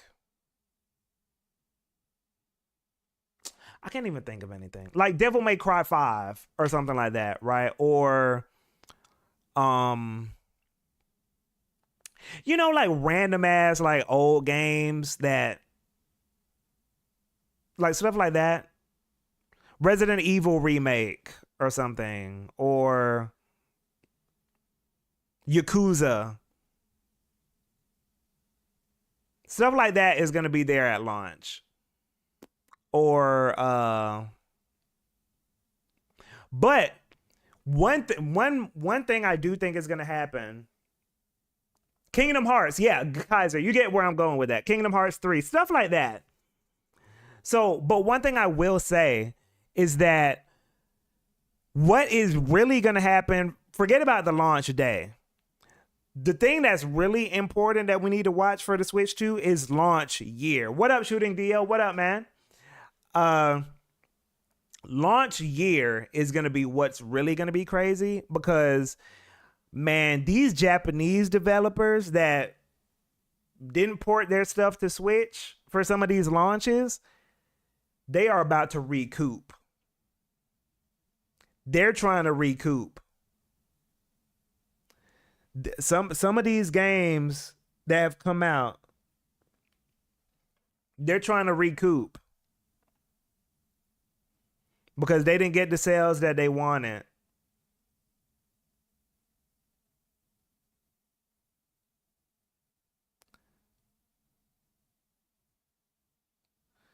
So I'm talking about stuff like Final Fantasy VII. I'm talking about stuff like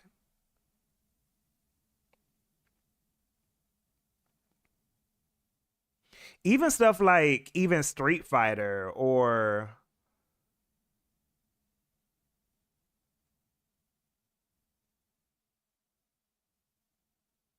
Final Fantasy 16. Sonic Frontier. Well, Sonic Frontier is already on Switch, but y'all get what I'm saying. Like,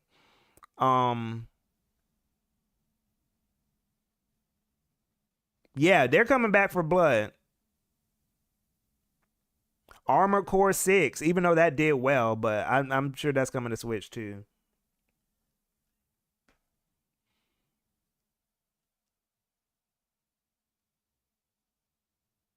Yeah, Author ACU, yes. It's gonna be a lot of like developers trying to like make up for lost time.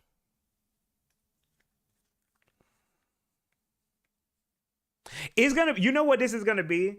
You know what the Switch 2 launch year is gonna be? The Switch 2 launch year is gonna be the third party version, the Japanese third party version of what happened with Wii U ports. So what I mean by that is there's some Japanese games that didn't do well because they didn't have a Switch version, or they didn't do as well as they could have because they didn't have a Switch version. I think we're gonna have a bunch of Japanese third-party games that they're gonna have these great new sales on like Switch. So they're just gonna have a second life on Switch. Just like how Wii U games got a second chance on Switch.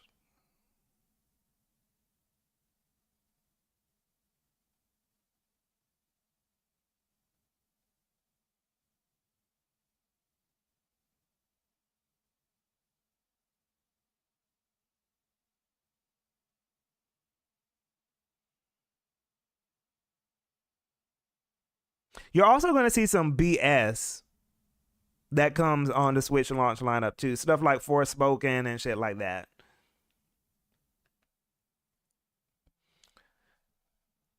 Dragon's Dogma 2. There you go, Cyrus. There you go. City of the Wolves, Ozzy. Yep. I said you're just gonna see a bunch of boring, like, okay, let's throw this on there type games.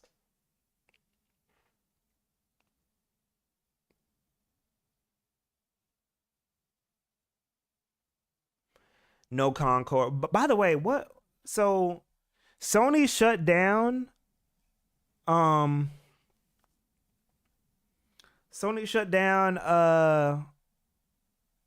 Firewalk.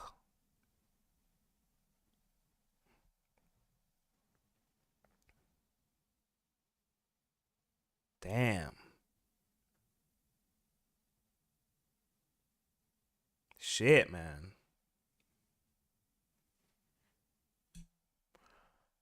Ooh.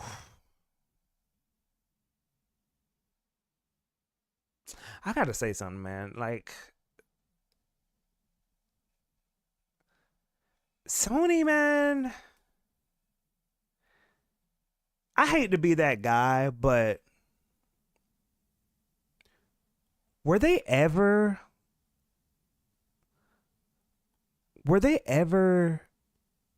good for real?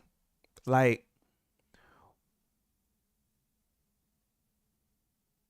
what because sometimes when I look at the era that people talk about, praise Sony for, which is when Horizon, Spider-Man, and God of War and all that stuff was coming out at the same time. Was I the only person that was kind of like, I don't know. Because for me, okay, here's how I view Sony. Sony, for me, is one of those companies that they are good based on whether the trends of the time are good. Do you get what I mean? They're not, how do I explain it? It's kind of like a music artist, right? Who, let's say they started in the 90s. And during the 90s, because a certain style of music was popular, like let's say it's like conscious hip hop was popular during the 90s. Because that was popping, because that was the trend of the time, that artist was good, but it's because they were following a cool trend. Like the trend at the time was good. But then when the trend is no longer, whatever the trend is, that if the trend changes to something that sucks, they're not going to stick to, I don't know how to explain it. Okay, let me use games as an example. So during the 90s, right, mascot platformers were popular. So Sony was making mascot platformers. And then when you transition into, like, let's say, let me skip over to like the mid 2000s. That's when you start getting this online multiplayer thing going on. So you have Sony experimenting with games like Mag and Warhawk and SOCOM and stuff like that. And then when you get into the 2010s, right? That's when Sony switched. Okay, the new thing is like third person action adventure story driven game. So now Sony's doing third person. So you get the God of Wars, the Horizons, etc. So Sony's goal was, but then people are looking back on that 90s mascot platformer era and being like, what happened to that, Sony? They were just following trends. You get what I'm saying?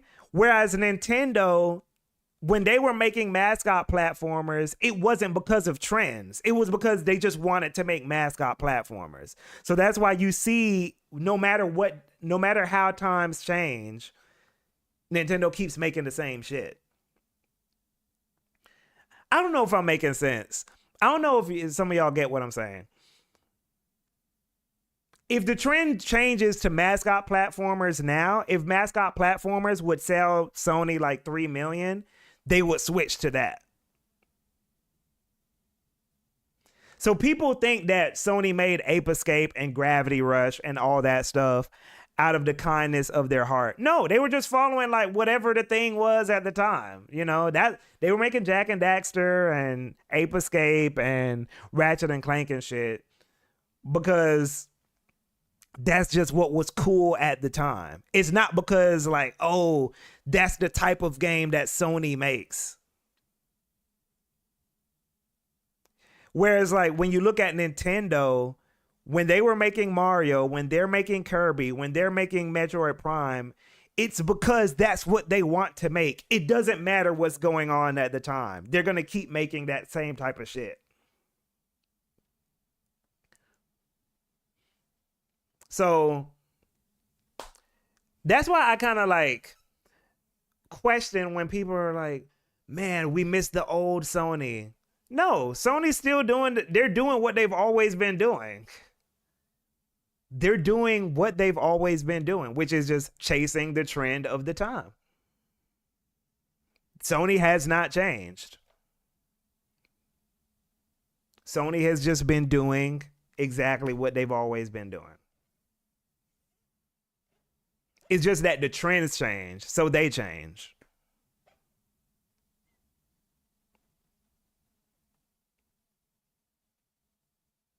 Yes, Sony is like Drake. Yes, there you go.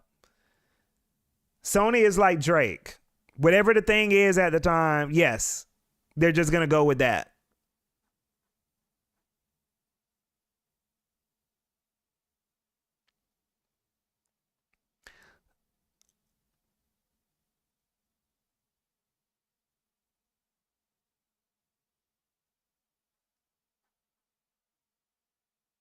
Sony deep in the works making an anime gacha game set to release in PS3. Sony was pretty cool, yeah. But again, they were cool because that generation was cool. Sony represents whatever's happened. Like, if you look at gaming trends, you can just follow Sony and follow whatever the gaming trend is at. Yeah, Nintendo's Kendrick, Sony's Drake, Xbox's J. Cole. Did Sony ever make a Fortnite clone? No, but they did. They're trying to do live service. They're trying to do live service. So that's them trying to dip their toes in that pool. Xbox J. Cole is foul.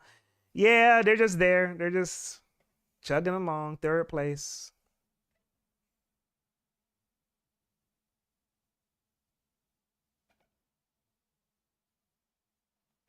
So that's why I ask, was Sony ever really good? Or were the trends just good? Something to think about. I'm not sure if Sony's ever led the charge on any kind of like trend. If they were like, has Sony ever led a trend? Like, we started this. Like, has Sony ever done I'm talking about in terms of games. In terms of games, has Sony ever been the ones to start some kind of trend in the industry?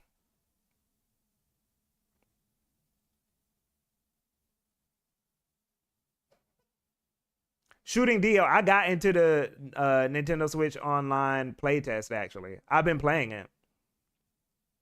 But I'm not going to talk about it.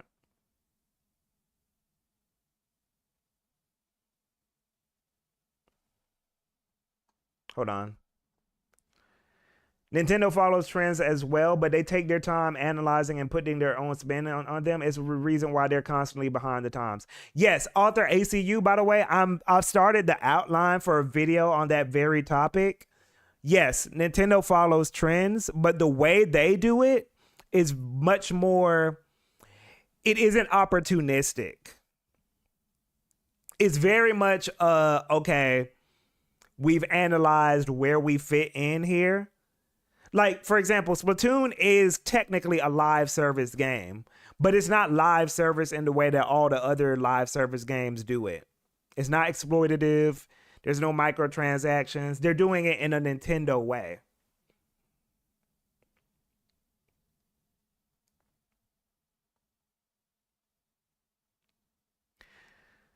Okay, gaming hardware wise, yes. Software, no. I think they deserve credit for the cinematic trend, but I guess that even that traces back to Kojima. Yeah, I'd say that traces back to like Square Enix with Final Fantasy, Kojima, stuff like that. I'd give the credit there to more third parties.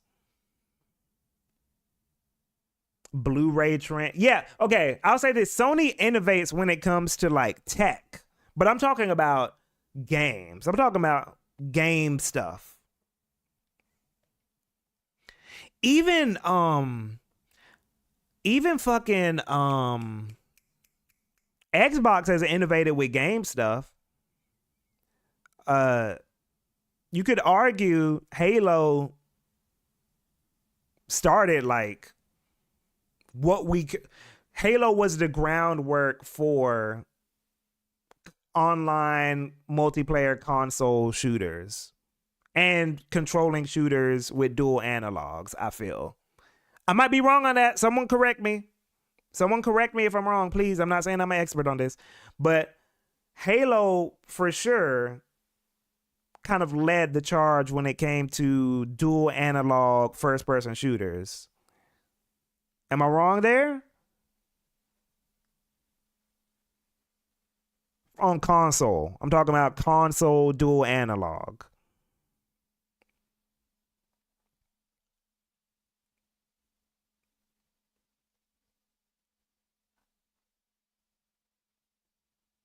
And then but I might be wrong on this one for sure. But I want to say Gears of War also kind of led the charge on cover shooters. But again, correct me.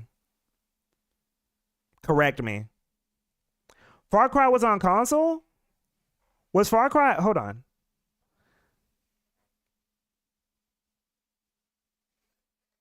The first Far Cry was on a dual analog console?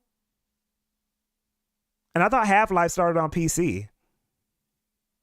Yeah, this is why I'm being specific. I'm saying Halo set the standard for controlling first-person shooters on console with dual analog sticks. Because that was like an issue for a while.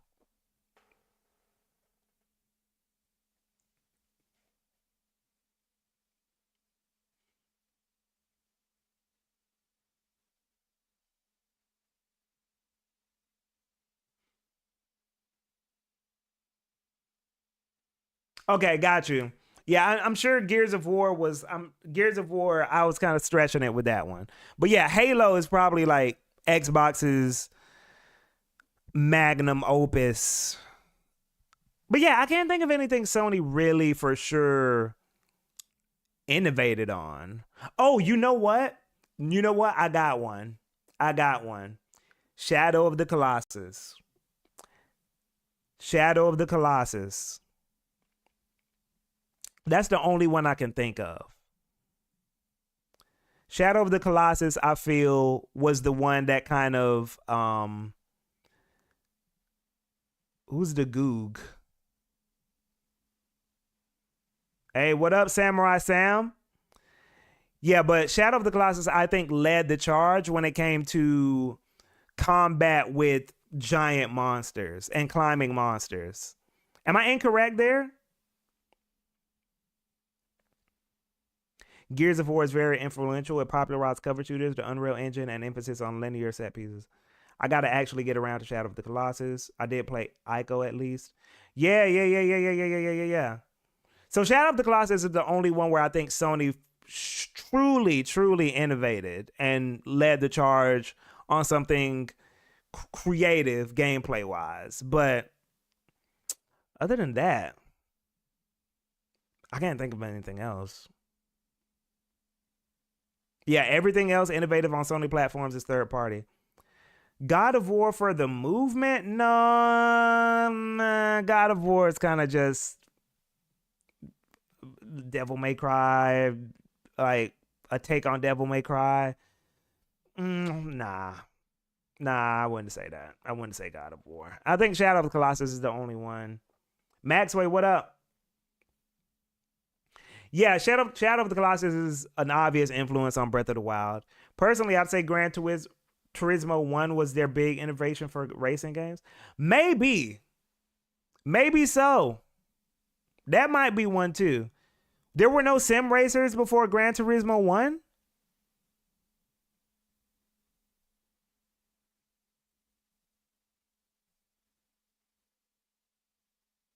There were no sim racers before Gran Turismo 1? So again, I need a fact check.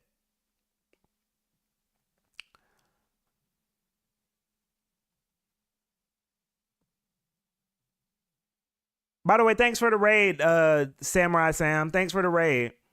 Gran Turismo is a good one, but they mostly were in arcades. Wait, what? Gran Turismo? No.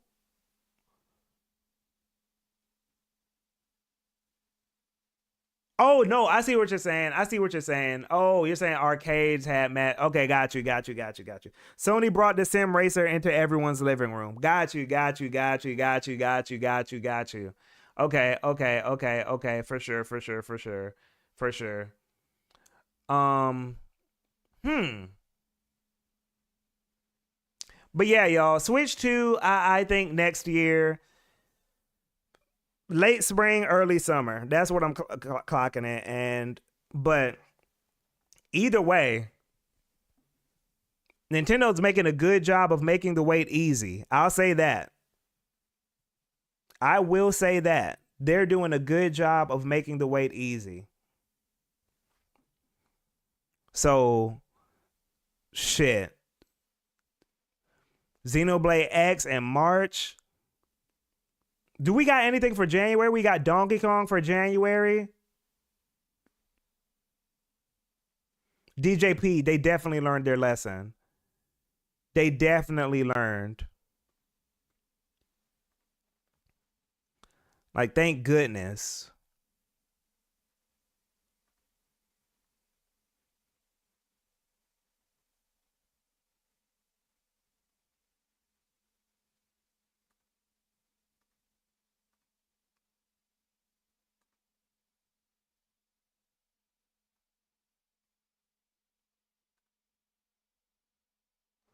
I think we'll get another game announcement. Nothing in February though. Man, Nintendo got third parties. They'll be fine. It's not gonna be that big of a deal. But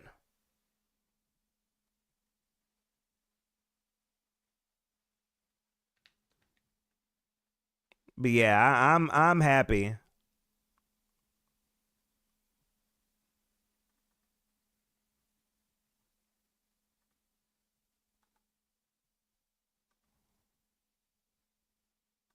Pokemon Za. Oh, Pokemon Za. Pokemon Za. I forgot.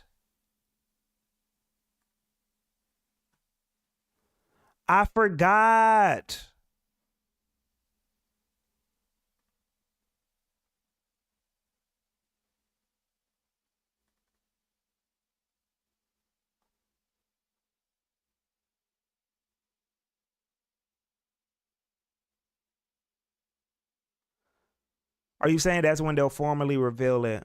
What up, Ace Thunder? And I'm not sure. I'm not sure when they're gonna reveal it, but no, I mean, I think January. I'm gonna say January. Nintendo, the only company that has most focuses on just straight up gaming. It's kind of sad though, to really when you really think about it. I don't want them to be the only company like. that we're getting this type of shit from, you know?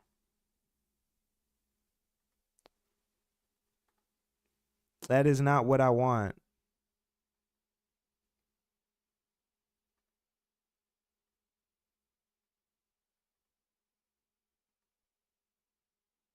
But that's where we're at now.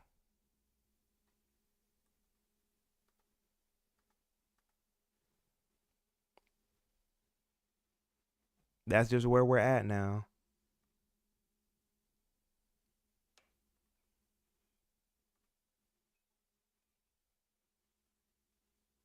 Pokemon Za has playable PC what? Wait, y'all heard that? Pokemon Za has a playable PC demo already out in the wild? Are y'all serious? Are y'all joking or?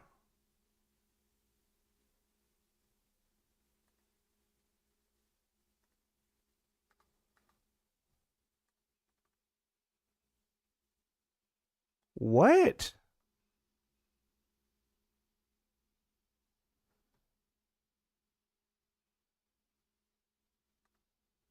That's crazy.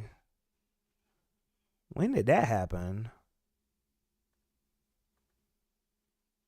I did not know that.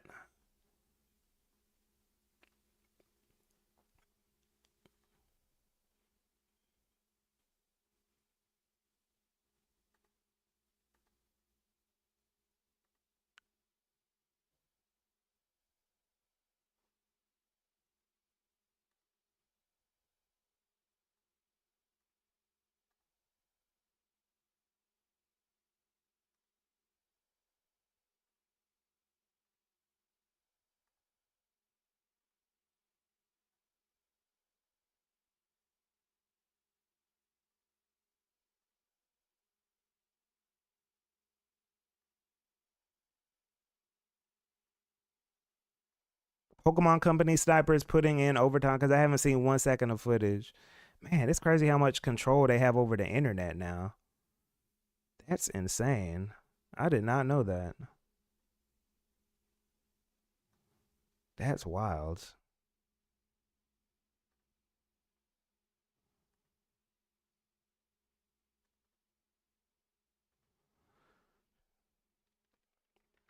We get the Weed Cat and Sword and Shield. Now we got Pokemon Za.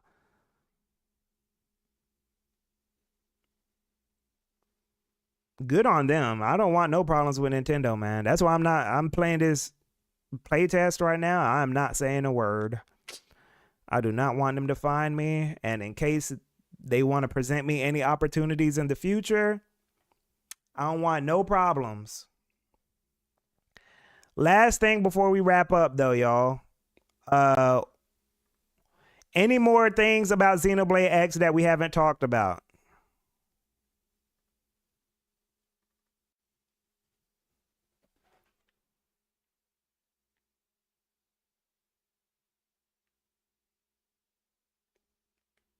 What else we got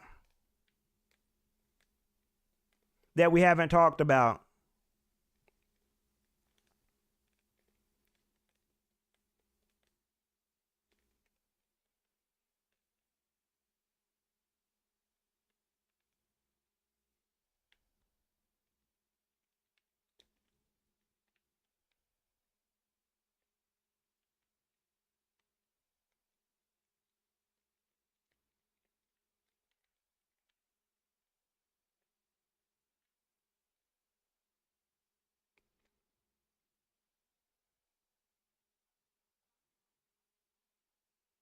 I wonder if we get more voices and faces.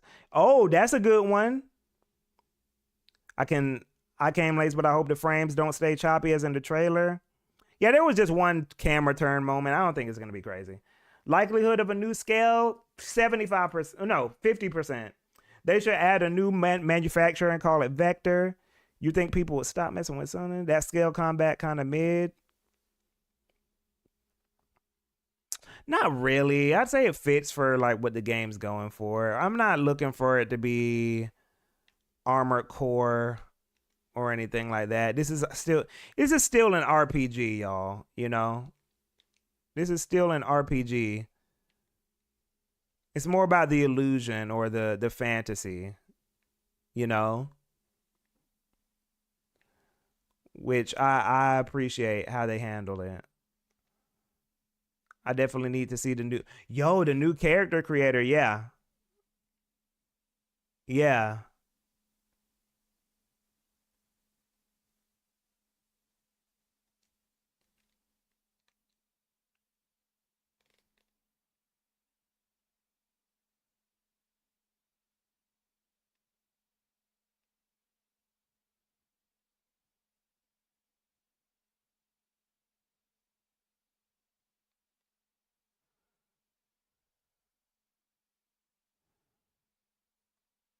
Oh yeah. The ground combat is really I like that. You know what I like? I like that Xenoblade X kind of. The problem I have with Scales is that it's pretty much on foot combat, but less mechanics and longer cooldowns. The thing I like about it is that you still have to do ground combat. I think that's cool. I think it would be kind of lame if like the scale combat, because some of the reason for scale combat is so that you can fight things like this, right? In the sky and shit. Because you can't really do this on ground combat. So I like how it's situational. You know what I mean? Like, I think that's cool. Whoa. Yeah, I think that's cool.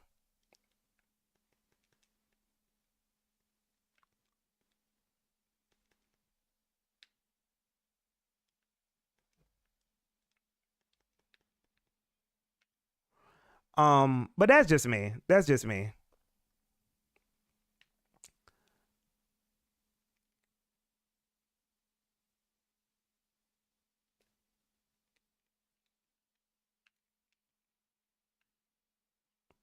For some reason, I didn't even notice you, but this game just makes me so comfy.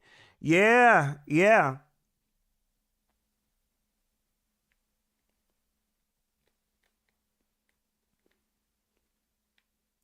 I'm very interested in what, because by the way, I don't think when this game comes out that everybody's going to think it's some masterpiece, actually. It has a lot of divisive elements, I feel. Particularly with just being like very dense and overwhelming. It kind of has, I can see some people thinking this game has too many mechanics. But yeah, it's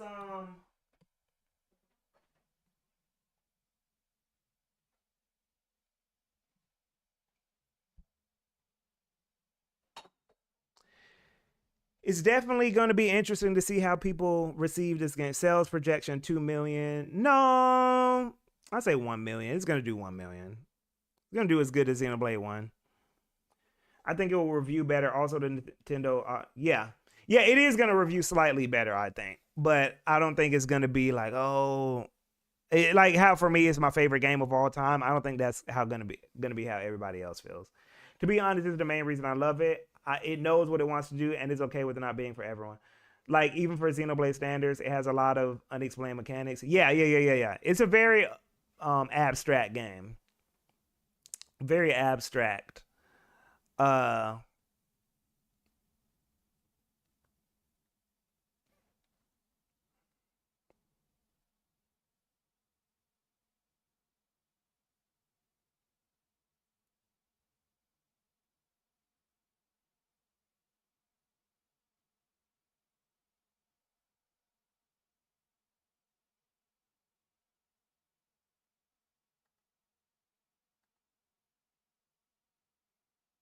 I feel that revealing Xenoblade X like this helps people distant from the standard trilogy. If it's in a direct, people who are new may come into it expecting it to be like the trilogy. Yeah, that's true. That's real. That's real. That's a good point.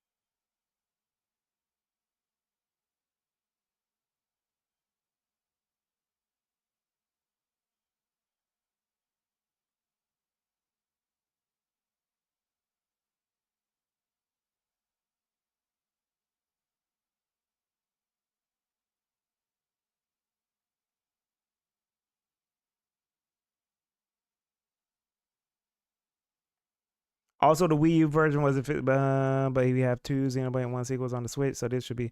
Yeah. I'm very curious on how this is gonna go. Are there any changes that you would see as a deal breaker were they to implement them, or at least a mild downer?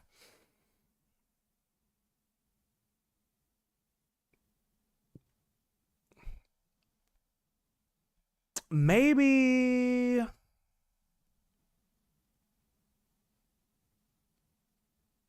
No, nothing that they would realistically change. Like, I don't think they're going to change the musical direction. Now, because some people have issues with one particular song. We can play it. I think y'all know what I'm about to play. But a lot of people complained about this one song in the game. And again, I hope Nintendo doesn't fold, or Monolith doesn't fold and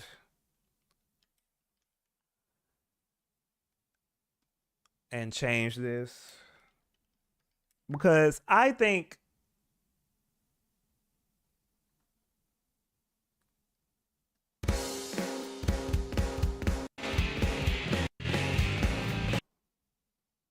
can y'all hear that?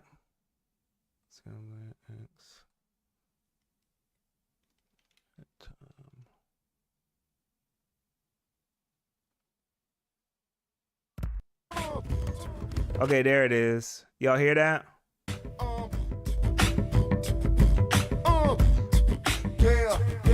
Yeah.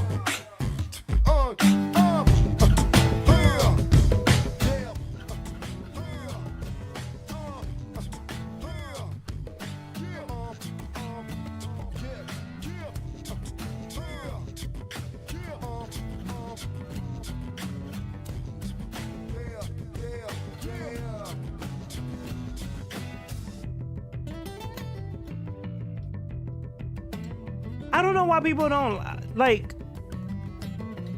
this. Fit the vibe.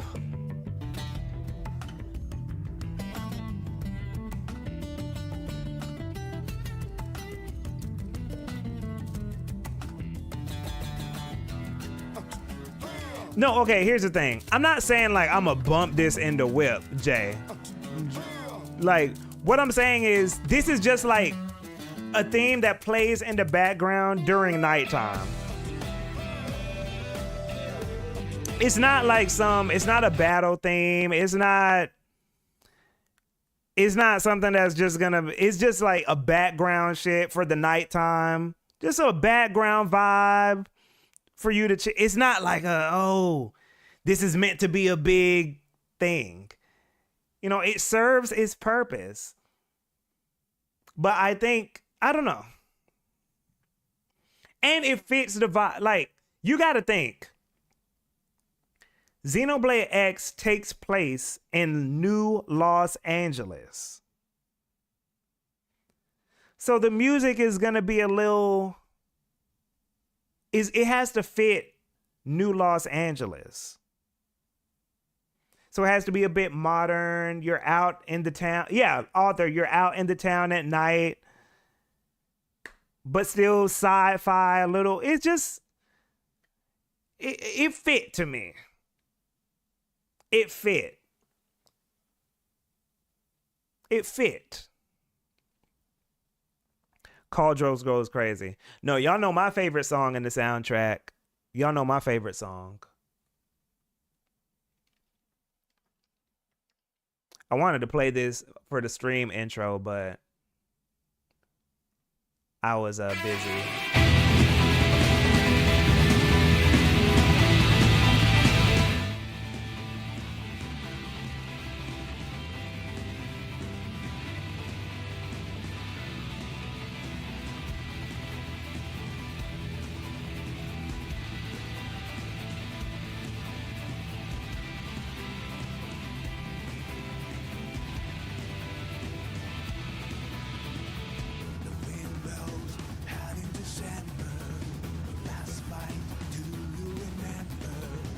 Honestly, I want to skip to my favorite part. People hated this? This is one of the greatest battle themes ever.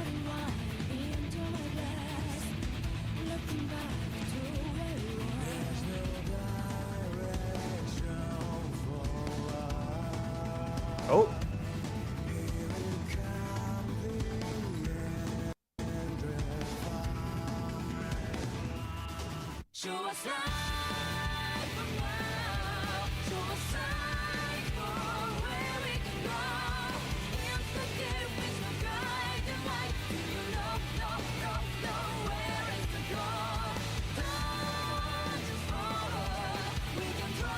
This is so good, man.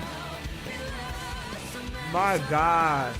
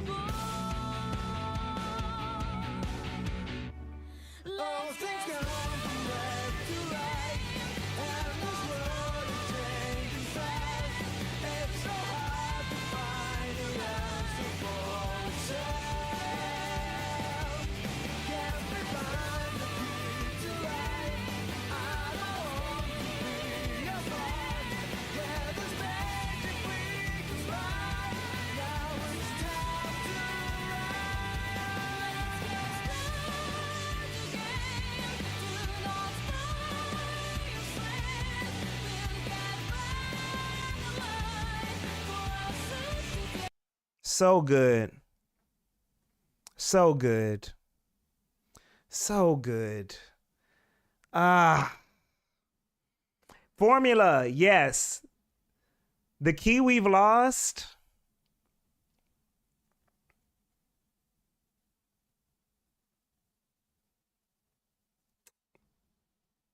Magnifique.